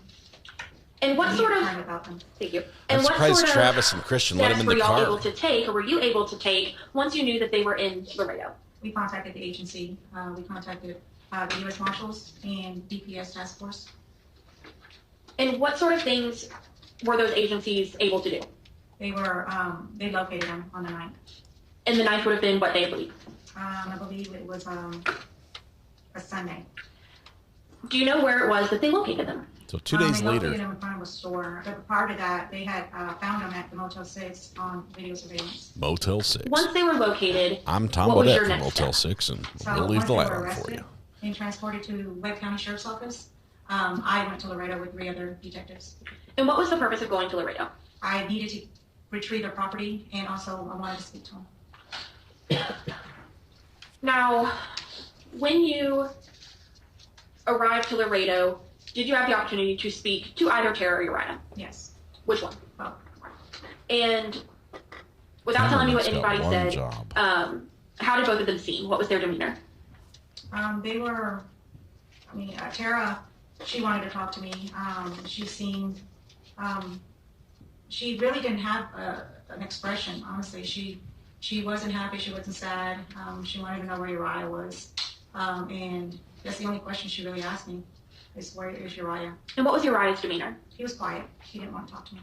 Did he have any sort of emotions, or was he similar to Tara and just kind of straight-faced? Straight face, just very quiet. Travis's vehicle had a tracker You arrived at Laredo. Did you also collect their property? from the lien holder. Yes, I was told that there was a phone call made, and when I asked for the property, they asked me to come back the following day. And did you do that? Yes. After collecting the property and the phone calls, what did you do next? So I collected their property, then I went to DPS, and I met with John Miller to collect their additional property. And what kind of property was it that you collected from especially John Miller? It was the property they were found with. There were guns, clothing, things like that. Once you had collected all of those items, what was the next thing that occurred in your investigation? Can I refer to my notes? Absolutely. I think the cameraman took a bathroom break. We'll just listen to this part of the So trial. I returned to the Galveston County Sheriff's Office to submit all those evidence, all those items that I just mentioned. And were there any other types of warrants that you drafted or helped draft regarding Tara and Uriah? Yes, on that Saturday prior to leaving to Laredo, I did. What did you draft? Credit card and debit card abuse on both Uriah and Tara, and then capital murder by way of robbery. And were there any search warrants that you also helped draft or produce? Yes, the original search warrant at the house, And also, I assisted with the Instagram search warrants and Good morning, cameraman. subpoenas. Glad you could join Did you us. also assist with DNA search warrants? I did, yes. Your Honor, may I approach? Yes. Uriah has You been what's in keeping Article notes this 487 whole and time. 488. Do you recognize these documents? Yes. How do you recognize them? I wrote them. And do they appear to have been altered in any way other than the state sticker that's on them? No. Your Honor, statements to admit 487 and 488. No objection. 487 and 488 would be admitted. Detective Hudson, what are those search warrants for? They're DNA, a sample of Uriah and Tara's DNA. Saliva. Now, do you see the individual that you know as Uriah in the courtroom today? Yes. Could you please identify him by where he's seated and an item of clothing? To the left of me with a gray shirt. Greenish. A greenish shirt? Yeah. Gray. Your Honor, may the record reflect this witness identify the defendant. Record so reflect. He's got a stubby Once you little return pencil. back from Laredo, what further steps, or I guess I'll put it this way, once they've been apprehended, does that mean your investigation ends? No. Why not? We continue looking for leads and evidence, gathering evidence. What other sort of leads or evidence gathering did you do after they were apprehended in Laredo? I was contacted by Sergeant Fowler. And what was Sergeant Fowler, without telling you what he said, what was it you did in response to Sergeant Fowler calling you? I responded to a traffic stop that he was on. And who was that traffic stop of? Travis Hodge. And did you meet with Travis Hodge? Yes. Did Travis Hodge agree to speak to you? Yes. And after meeting with Travis Hodge, again without telling me anything that he stated, what did you do? There were some keys found in his vehicle that were given to Detective Bernard. He signed a consent to search form and allowed us to search his storage facility, Unit 191. And upon searching that facility, do you know what was located? Yes. What was located? 2 guns and some ammunition, some magazines. And when you once you received those guns, what do you do, or what does your agency do with all of the property that is obtained and evidence that you collect throughout a case? Depending on what it is, it's sent to DPS lab to be tested. How do you determine what gets sent to the DPS lab? So we had a meeting to discuss that. DPS limits the amount of items that are sent to the labs. So we decided to send the guns, the projectile found in Tammy's body, the shell casing found in the bedroom, and items that appear to be blood. Now, as the lead detective, do you receive all of the lab reports that come from DPS? Yes. And do you use those in making a determination as far as your case investigation? Yes. What information, if any, were you able to determine from the lab reports regarding the firearms and the ballistics? So the projectile found in Tammy's body was consistent with the shell casing found in her bedroom, and both items were consistent to belong to the firearm found in the storage unit, the AR-556.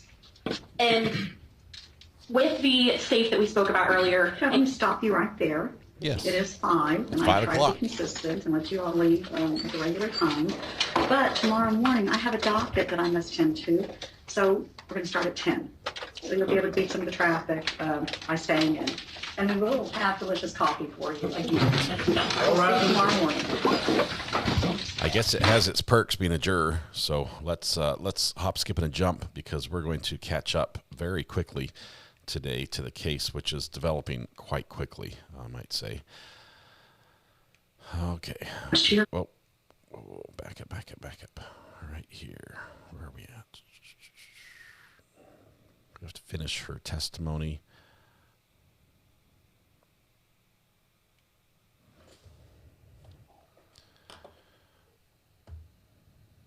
All right, waiting for the jurors to come in.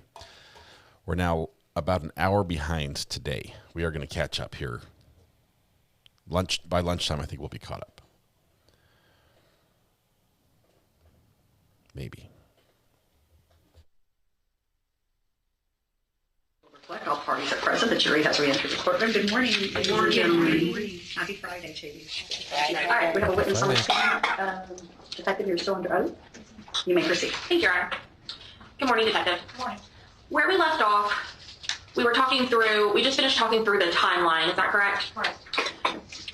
I want to talk a little bit about some of the items that you located throughout your investigation and where they came from.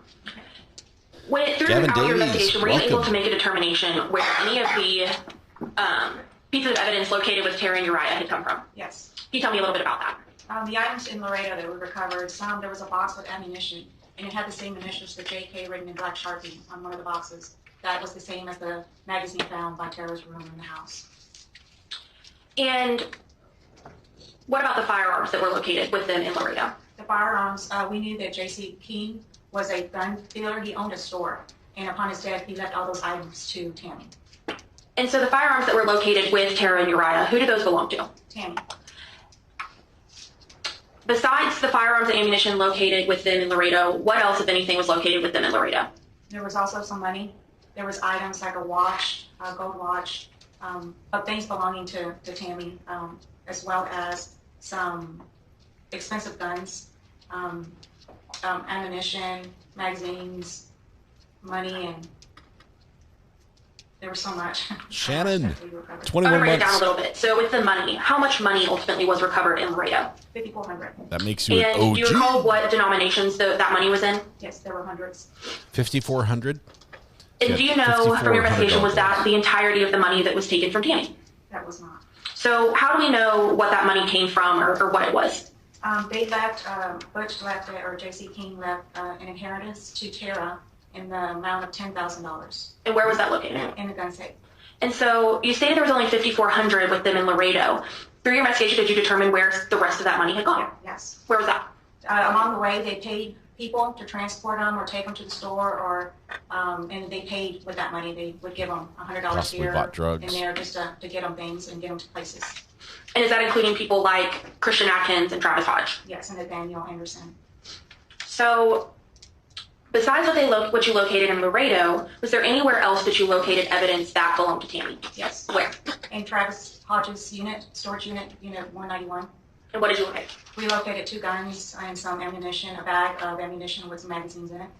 And were these more of those same guns that used to belong to J.C. King that then belonged to Tammy? Yes. Other than now in Laredo and Travis's storage unit, did you pull any evidence from anywhere else that also belonged to Tammy? I don't recall. Did you locate any firearms or ammunition at Christian Atkins' house? Yes, we did. We recovered some guns there. And did that ammunition still have that same JK initials on it? Yes, that's where we found the box that had the JK on it. Now, were you able to determine where all of that was usually kept? Yes. Where? In the safes in the Tammy's room. And were you able to make a determination or find any evidence that told you whether or not Tara and Uriah had permission to get into those safes? Yes. How was that? The passwords were written down on a piece of paper that were taped to the inside of her dresser drawer. And so, was there anything else that told you that they weren't allowed that they didn't have permission to have those items? Yes. What was that? We located a photo in the phone that had it was the same piece of paper that was still at the scene. So they had taken a photo of those safe codes? Yes. We've also seen a lot about some communications via Instagram and text message. Did any of that give you more information as to whether or not Tara or Uriah had permission to have the guns or the money or the coins or anything of that nature? Yes. Can you tell us a little bit about that? There was a message recovered that they stated they were going to rob Tammy. And did in fact they talk about that multiple times? Several times, to rob and kill her. Jamie, thank you very much. Now let's talk about, you stated to kill her. How many messages did you locate discussing Tara and Uriah's desire to kill Tammy King?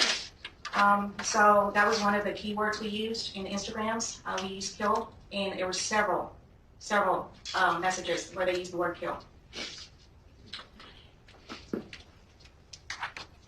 And then did any of the evidence that we collected or that was tested by the lab, did that corroborate what you were seeing in the text messages? Yes. Can you tell us a little bit about that? What was it? So the projectile located in Tammy's body that was removed by the medical examiner was consistent with the shell casing found in Tammy's room, which was located by her bed. And we were able to match that to this firearm, correct? Yes. And where was that firearm ultimately located by Galveston County Sheriff's Office? It was an AR 5.56 and it was located in Travis Hodge's storage unit. And who gave it to Travis Hodge? Tara and Uriah. At the end of your investigation, did you make a determination whether or not a crime had occurred? Yes. What crime was that? Capital murder by the way of robbery. I'll pass this witness, Your Honor. No questions. Meaty Banana, 27 months, OG. Thank you so much. State rests, Your Honor. The state rests. We rest, Judge. The defense rests. Whoa. Would you like to come up briefly? That was fast. That was super, super fast. The state just rested and the defense just rested. Boom.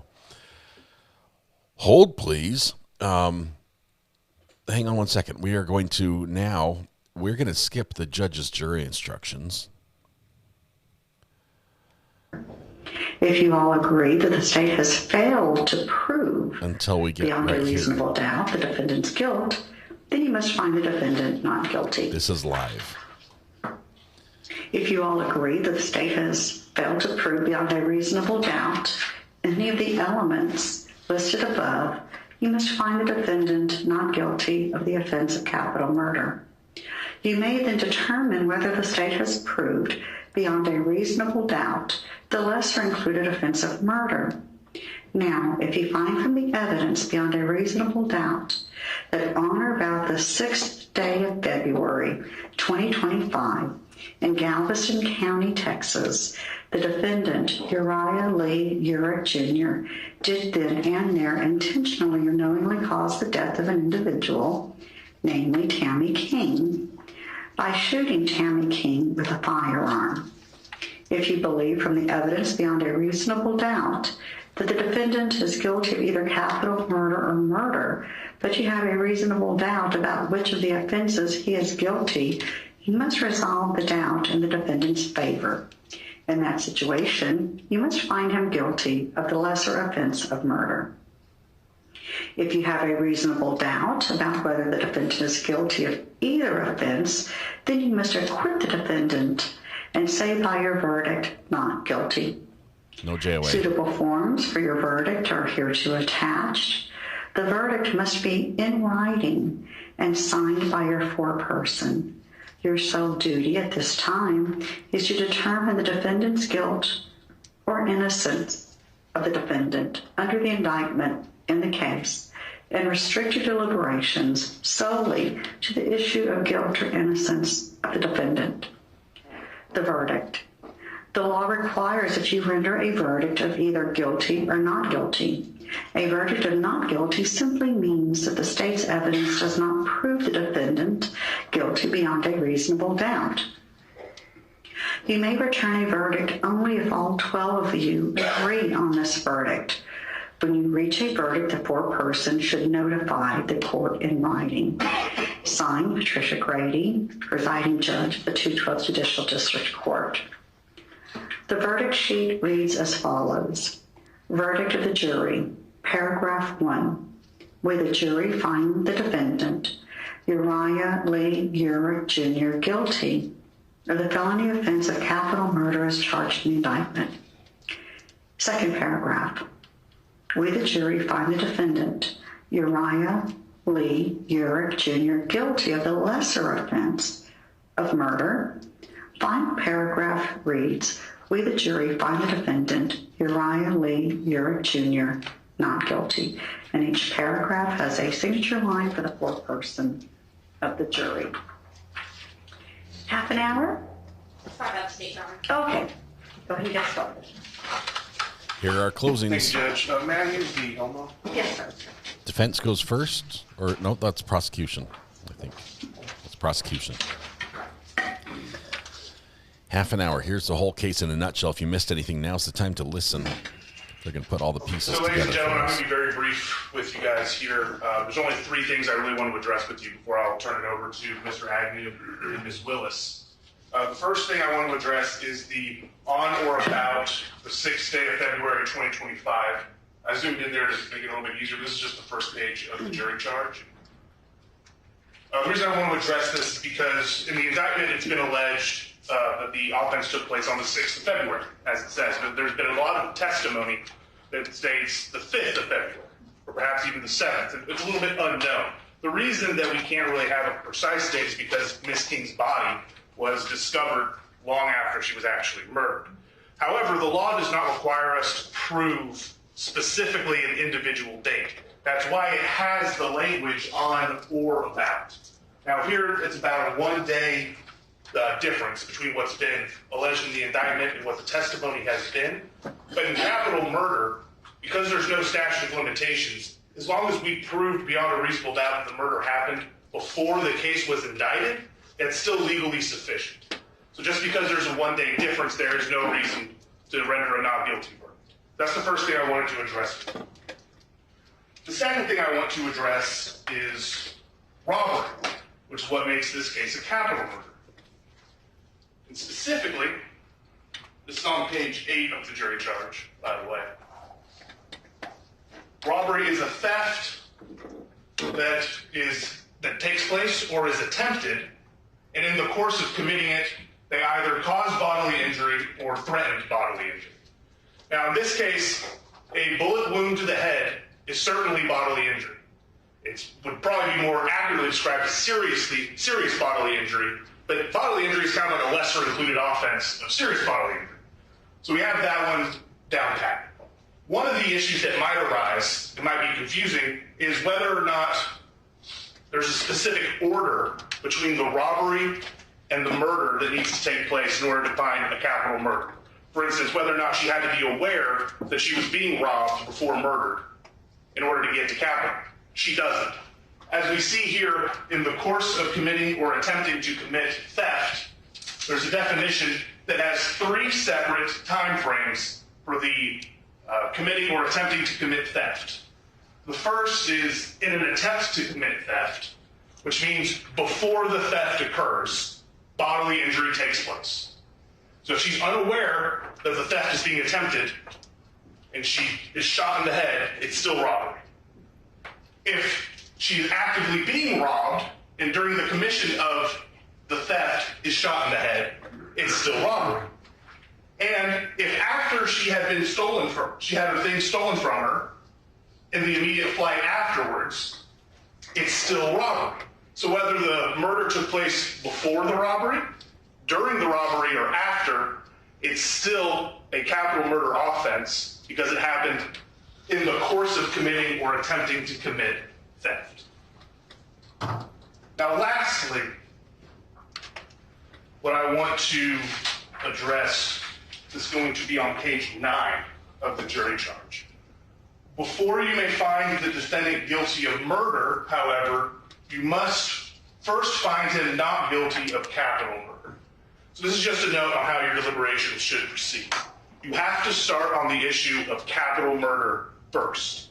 And until you have a unanimous decision on whether or not he's guilty or not guilty of capital murder, only in the event of a not guilty on that charge do you even begin your deliberations to the lesser included offense. So you have to start with capital murder. With that, that's all I really wanted to tell you. Make sure you guys understood. I will now turn it over to Mr. Ayden for him to make his arguments. That was a super short closing. Thank you, Your Honor. May it please the court, Ms. Willis, Mr. Reinhardt. On February 4th of this year, we had a 17-year-old girl and we had an 18-year-old boy. And what they wanted was to be an adult. They wanted to be grown up. What they found out very quick after that is sometimes it's best not to get what you want, because they realized that they weren't prepared to be adults at that point. One of the things I want y'all to do when you go back there and you go over all the text messages and Instagram messages and all those messages is look, I'm not saying that it was right, but they hated her. They absolutely hated her, and they hated living with her. I mean, again, I'm not trying to say that she was a bad person. I don't mean that at all. She's obviously a good person. She took in her 17-year-old, much younger than that, daughter. But Tara obviously had to have some problems in her family to end up having to live with Grandma. And Grandma was gracious enough to take her in. And she ends up being repaid in a horrible fashion. You're on the defense, dude. But the thing is they thought that they were ready to be adults. And if you read the messages, murder isn't an adult thing. They had a lot of hatred towards her. And they sort of fed each other. They fed the monster, and they went after her. But if you also look at their messages, and you look at the videos, they had access to all that stuff before this ever happened. And they did. They had access to the guns. Why else would there be a gun behind the couch? It wasn't in the safe. It was out. They had access to the codes. And they could say, well, it was on a piece of paper, you know, in a dresser or whatever, but they had access to that. They did from the word go. There was a text, if you'll remember, or an Instagram message where they referred to, you know, about basically the fact that, you know, Grandma hasn't tried to tighten up the money thing yet. That she was still being very free with them with the money. I'm not asking y'all to find my client not guilty. I mean, I'm not asking you to do that at all. What I'm asking you to do is look at the facts. And I understand where they're coming from with the robbery and all that other stuff, but they actually did have access to all that stuff. They did all along. And they didn't kill her to take her stuff. There are only two options And for they the jury. did.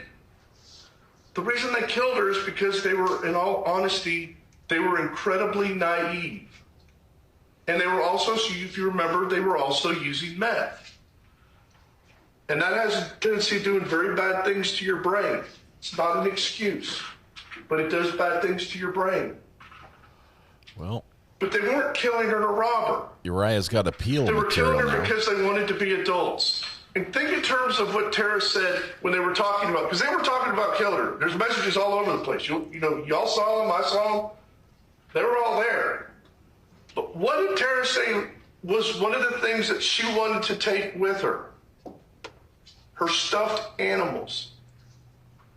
She wanted to take her stuffed animals. What did she not take with her? Her stuffed animals. She realized very quickly, as they both did, they were not prepared for this life. This is They not couldn't about stuffed drive. animals, sir. They didn't have jobs. They had nowhere to live. They had to depend on other people to come get them. They depend on other people to get rid of stuff. They made a decision that not only ended one life, but effectively ended three, because they were not prepared for the situation that they put themselves into. And no matter what y'all do, their lives are over. And it's by their own hands. I'm not going to try and excuse that. Their lives are over. It's just going to be a matter of how. How over are their lives? And that's the decision that y'all have to make when you get back there. Like I said, you're talking about an 18-year-old kid. He was less than a month being 18 years old. And he made the absolute worst decision he could possibly make. And I'm not trying to excuse him. And I'm telling you that right now. I'm not asking y'all to find him not guilty at all. Don't quit What I'm saying asking that. you to do is to go back there and find him guilty of murder. Because like I said, from the word go, they had access to all this stuff. I mean, Grandma's 62 years old. I'm sure she ran a pretty loose ship as a parent, because that's not a grandma's job. Grandma's there to be fun. They're supposed to be fun. That's why most everybody loves So their it wasn't grandmas. robbery?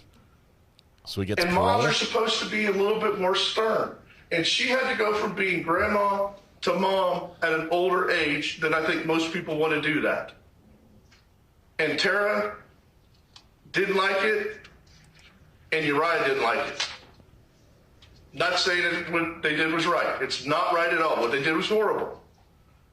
But I think at this point, when you look at it, to say that they killed her to take her stuff is wrong. They killed her because they wanted to be adults. They wanted to be on their own, and immediately learned they weren't prepared for it. And they weren't. They learned real fast. Sometimes it's best not to get what you wish for. And the thing is they're going to have to live with that for the rest of their lives. I know this has been a really, really long week. And I apologize to y'all for that. This has been a long week for all of us.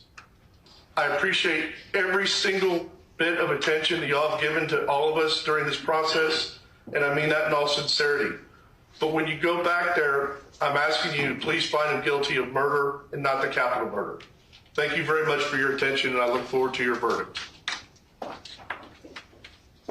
Well, Ms. Willis, you have 26 minutes remaining. Yes, Your Honor. May I utilize the override? Yes. can we just give those 26 minutes to the jury? They're not going to need all of them either. Defense gets up and says, my client did it. I'm not asking you to find him not guilty. Capital murder makes it life without parole. Just murder, there would be a chance of parole. But I don't think this is a death penalty case. They're not pursuing death penalty. I think it's only life with parole. They I'm killed her confused. because they wanted to be adults. She comes in, I'll kill her. Can I kill her at 4? I have an inch of hundreds. I'm going to kill her. on and on and on and on and on. Mr. Agnew just said that they killed her because they wanted to be adults. They didn't kill her to rob her. Don't take my word for it. Take Uriah's. I go in, threaten to get any and every phone. He did that. Tell her to move, grab the key ring out of her room, tell her to open everything I haven't. We know those safes are open. He's admitting he'd already opened some. Kill her when done, get someone to drive the Ford. They killed her, and they got a ride. To say that Tammy King is dead because she had to be a mom and they wanted to be adults is so disrespectful to Tammy King's life. This woman took in her granddaughter, raised her since she was young. It does not matter what happened to make Tara King be living with Tammy King. Families have different situations all the time. That does not give anybody the excuse to shoot Tammy King. Tara lived with her grandmother for her entire life, and things were fine. Where it went south, where I told you that that young love turned into something dark, was when that man came into her life. He is young. He is 18 years old. But in this country, that makes you a man. He is an adult. That thing that his defense says he wants to be, he is. And he has to face the repercussions of his decisions that he made as an adult. This was a thought-out plan. This was a fantasy that turned into a need, that turned into action. We see as early as November, when Tammy's out of the room, they're seeing what's in those safes. They're taking pictures of the safe codes. They're setting up their ability to execute their plan. You see then moving into 11 days prior to the murder, the 26th of January. They start talking. This is what we need to do. We need to kill her. We need to rob her. We're going to take these antique coins. We're going to take this money. The other thing Mr. Ayden talked about was that they had access because there was guns behind the couch. There were guns behind the couch that were still there. Any of you who have lived in a home, just because you have access to something does not mean you have permission to take it forever. Does not mean you have permission to murder someone to take their items. Access, we can give to Tara King because she lived in that home. Still doesn't give her permission to take things. Still does not give her permission to go into safes. You know who didn't have permission to live in that home? The man squatting under a desk in a teenage girl's bedroom, peeing in urine bottles to hide from the owner of the home. That's not access. That's squatting and robbery. You saw as it got further in time that yes, Tara and Uriah started utilizing drugs. They hated Tammy King. Hated her.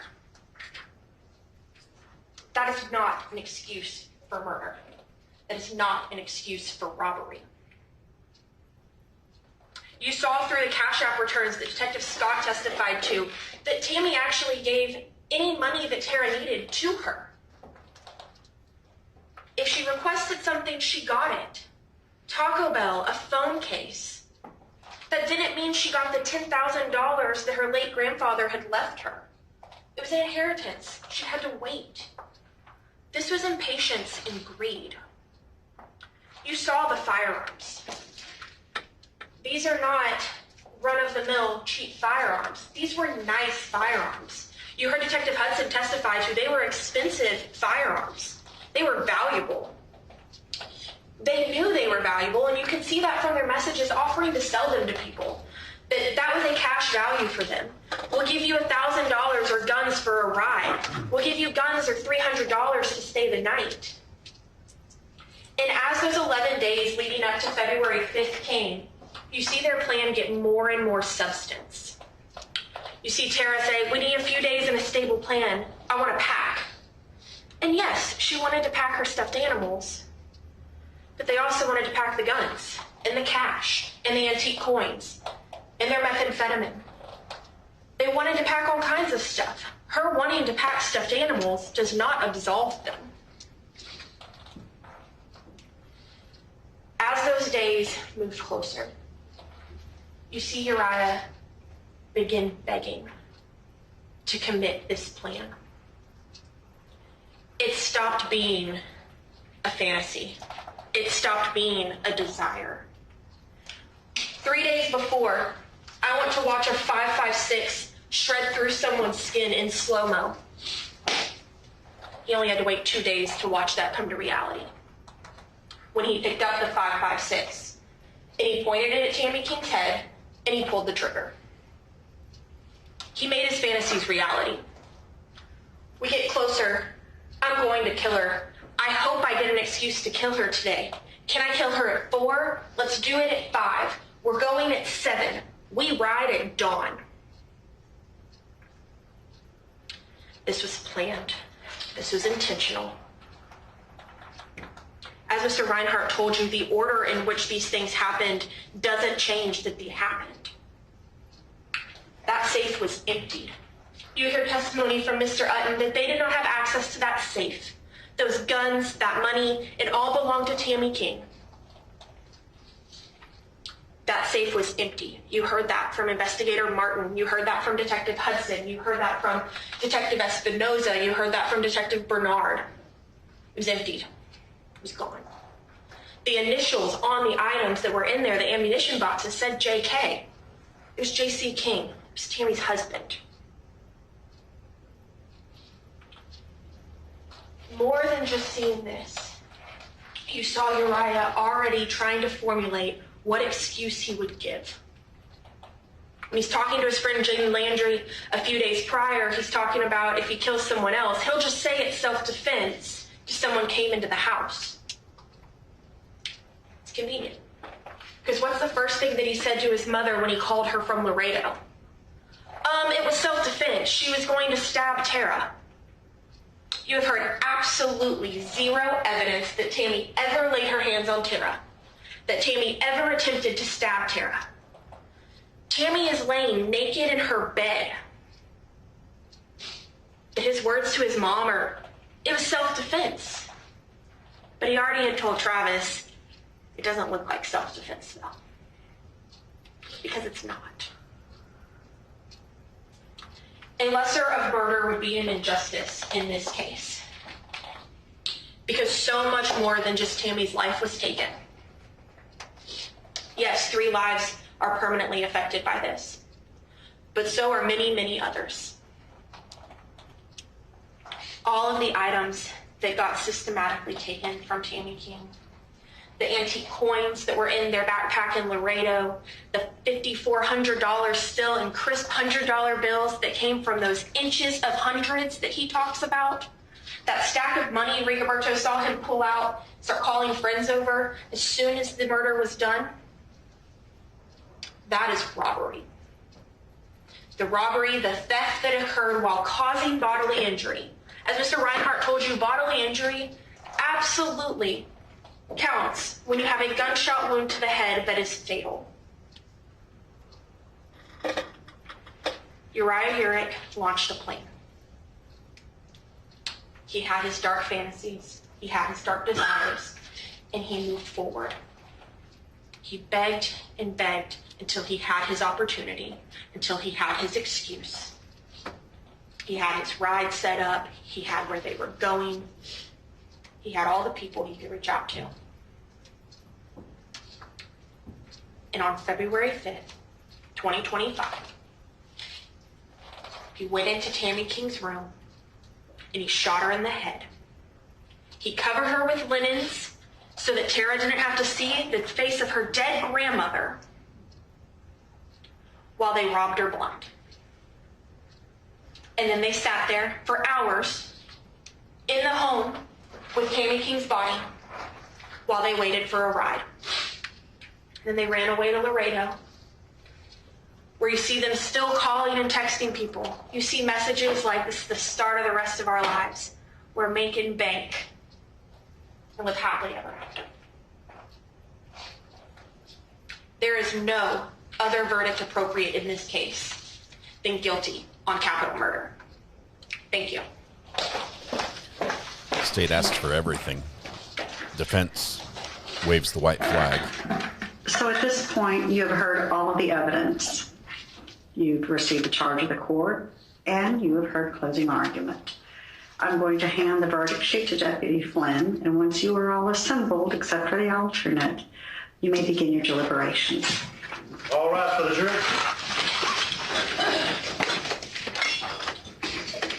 We'll let the jury step out. A couple of you noticed the slow-moving horizontal shadow going up the screen. That is a camera effect that is caused by LED lighting. Court stands in recess until we have received a verdict. And with that, we are going to start the timer. The LED lighting has what's called a pulse width modulator in it, because LED lights, unlike an incandescent light bulb, which are harder and harder to find nowadays, or even fluorescent, they turn on and off many, many times a second. And that flicker causes this effect in the camera when the shutter speed and the flicker rate interact. That's what causes that effect. You can still see it if you look at the seal. There's sort of like a white bar that goes up, and there's a dark section in the middle that slowly moves up. That's what we're talking about. It's really annoying. It can be more pronounced. In this case, it's not as pronounced because there are so many lights that they sort of counteract each other. But something a cameraman should watch for and can adjust. In this case, it's a little harder because you have to provide the feed to the pool at a set rate, which is usually like, I don't know, I think it's about 29.94 frames per second or something like that. Anyway, I miss old light bulbs. Yes, me too. All right, closing is off the charts. Defense in this entire case is absolutely nuts. I don't know how else to describe it. Let me fix the timer.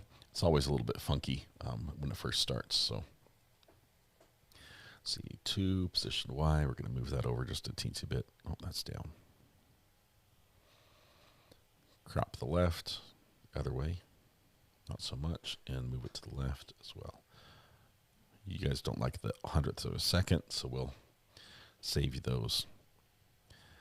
Time. The poll is up right now. How long will the jury deliberate? I realize a couple of you clicked no on the original poll of is he guilty as charged, and a lot of you said I voted wrong. I always put no first instead of yes because there's a presumption of innocence with any defendant, and so we put no first, and a lot of people jump to the first, of course, and get the wrong one. So it's my fault. I trip you up every time, but. We have a poll. I think this is the first time I would say we have a very high likelihood of this coming back in less than an hour. Mostly because defense, when he got up to give his closing argument, said, I'm not asking you to find him not guilty. Well, the options are either guilty or not guilty. Those are the two options they're given.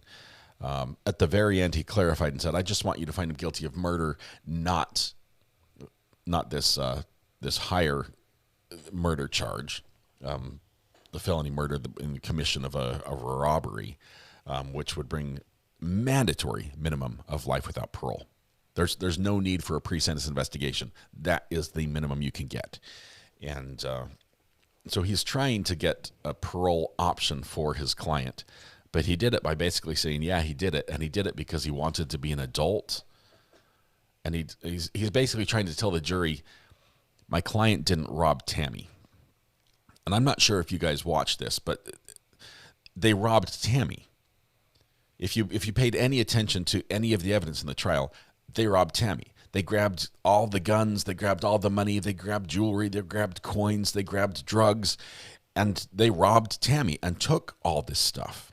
And his whole effort in this case, capital murder, sorry, that's what I was talking about. I said felony murder. Their whole effort in this case was to tell the jury that this was not robbery. And they did that by asking almost zero questions of any of the witnesses.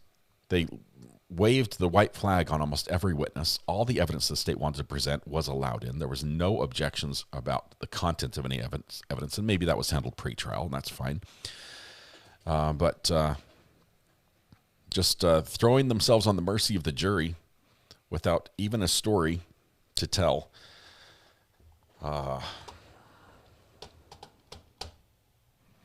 And then just basically saying he was barely an adult. And he was an adult. He was 18 when this happened.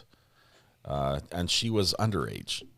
And I think that's because she's underage and they're charging her as an accomplice with the same crime. I think they're not going for the death penalty for either one. That's my understanding. He was eligible, but the state, I believe, is not pursuing that. So we have not seen the family side of support. I imagine, and this is the tragic thing, on both sides, there are family members that are victims in this case that suffer the repercussions of someone else's decision, whether it's a child that made this terrible decision that doesn't represent anything they were taught by their parents growing up, any of the morals they were taught, or or anything like that. JOA was very quick and denied. Initially, I think. Wasn't there a JOA? I think there was during the halfway point. The defense never gave an opening statement. They waived it at the initial part of the trial, and then they rested entirely. There was no intent ever for them to present any evidence. And so in summation, all they could do was affirm what the state brought out. That's all they have to work with. And they're like, and I don't know how he can squint to that evidence and say they just wanted to be adults. No, they wanted to be anything but responsible. This was not, hey, we'd like to start our life together and really commit to long-term obligations and responsibility. Maybe even, just better myself so that I'm better able to support my family. There was nothing about them wanting to be an adult that we saw in evidence. This was about them wanting to be free to do what they wanted to with things that belong to someone else. I think the jury's going to see it that way. But the defense did admit they did it. They killed her. He said they killed her because, and he got the reason wrong, but the defense admitted that they did in fact do the crime. So Bree has a recap for us in emoji. All right. The grandma plus the two kids plus guns, coins, drugs, yeah, money. He says, can't see pee in a bottle, plus swearing on text, plus bad idea on the phone. They film the death. He's got an inch of hundreds, takes the guns. I believe shoots her in the home. She wants to take the bears and run away, but they don't have a car. So the two of them get on the phone and ask for help and promise money. They get away. I'm not sure what this one is. They've gone dark. There's a traffic stop ticket. They do eventually get caught. We've got text letters, which were awful. Terry found Grandma, broken heart. That was so sad. And here's the judge. Says, lock him up. Okay, that was pretty good, Bree. I found my way through it. I stumbled a little bit.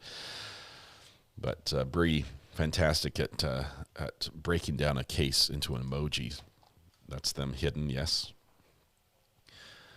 I will say the lesson learned here, and this is tragic, because, I mean, this is, I've got kids this age, right? And I could not imagine them being in this same situation. But I think the one thing that made this happen, I realize there's family issues that caused them to move, whatever. That doesn't matter. That is not relevant, I would say, in this situation. The one factor that caused this problem, I would say, would be the drugs. you have developing minds like that, and kids using hard drugs like meth, Z's and Fent and whatever else they're using here. That introduces the problem. It introduces the paranoia and the crazy ideas and the mood swings, and just drugs are not the answer. Drugs are bad.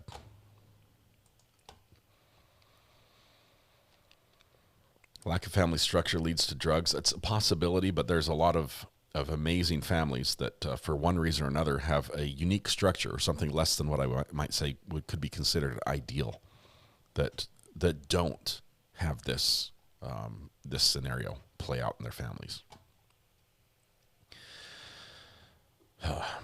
Tell you what, let's go to lunch.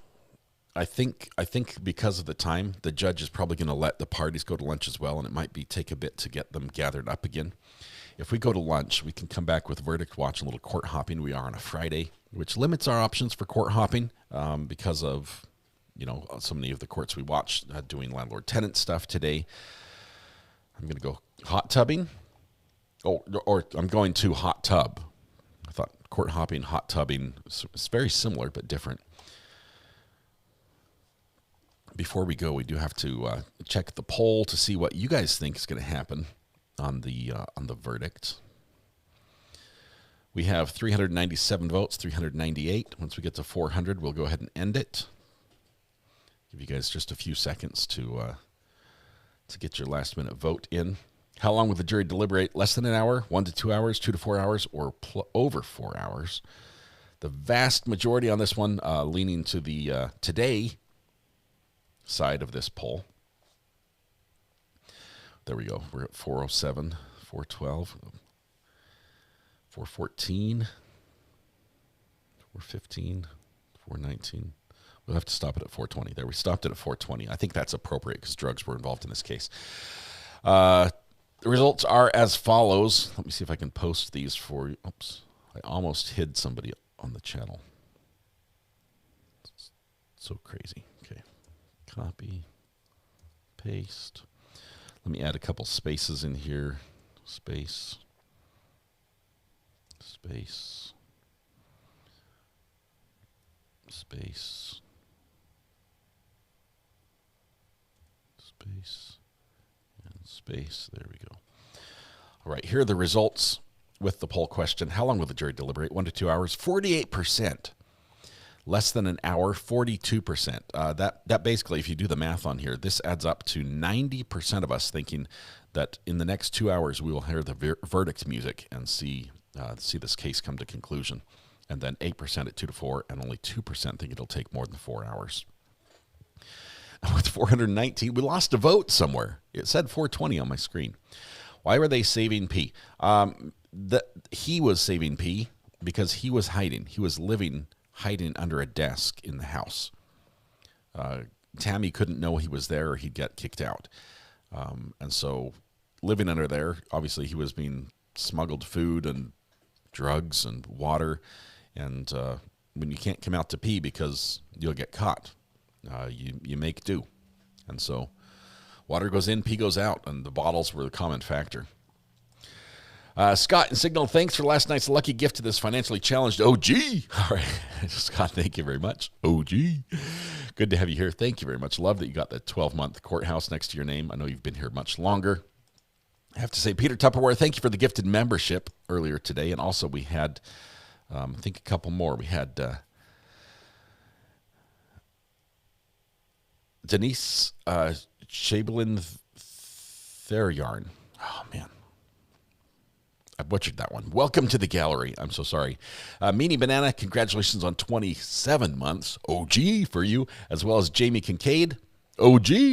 That's not far from me. Love this community. Shannon S., member for 21 months, also hits the OG status. And I think that was all I had missed. Going back, Amy Manti, thanks for the super chat. That was absolutely generous of you.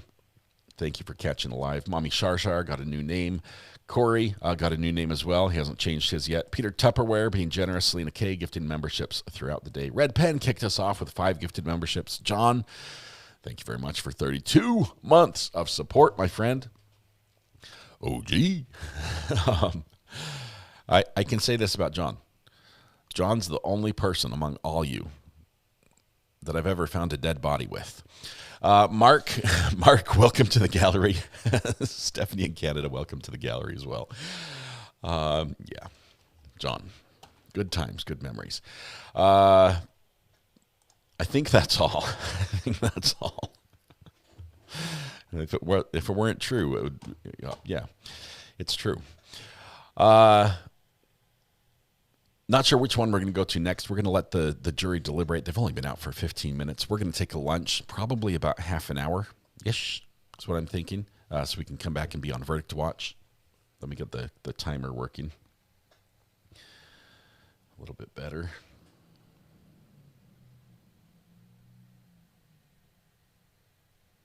There we go. And crop the left a tiny bit more. Nice. Now it looks good. We will portal to the afternoon session, which will take just a minute because I forgot to set it up. Give me just a minute to get this together.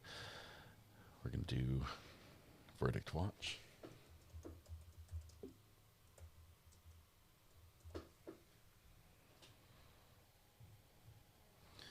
And it is 12:15 now. We're going to come back at 12:45 or sooner if there's a verdict. And so we're good to go.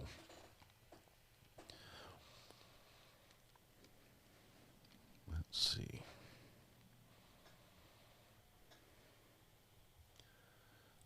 Making the portal right now.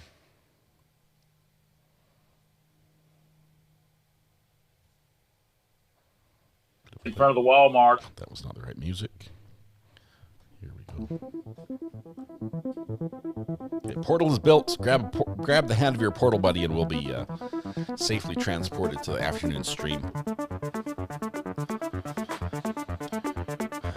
Janisha, I'm so sorry. I am terrible at pronouncing anything. Portal's in place, Camilla. We got it.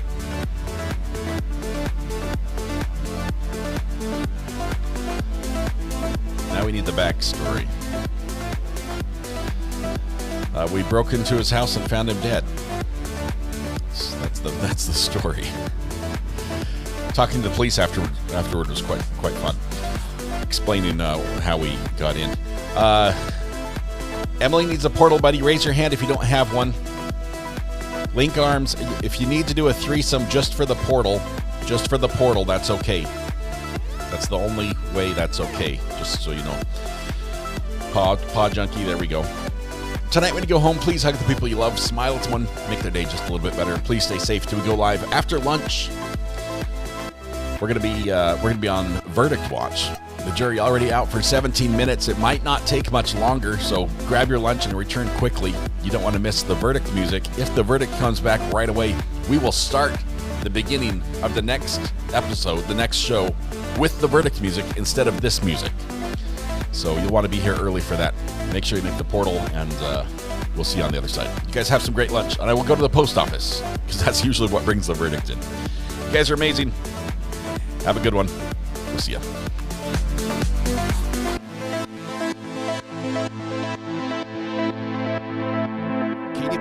Katie Buck, thank you very much. Appreciate the super chat.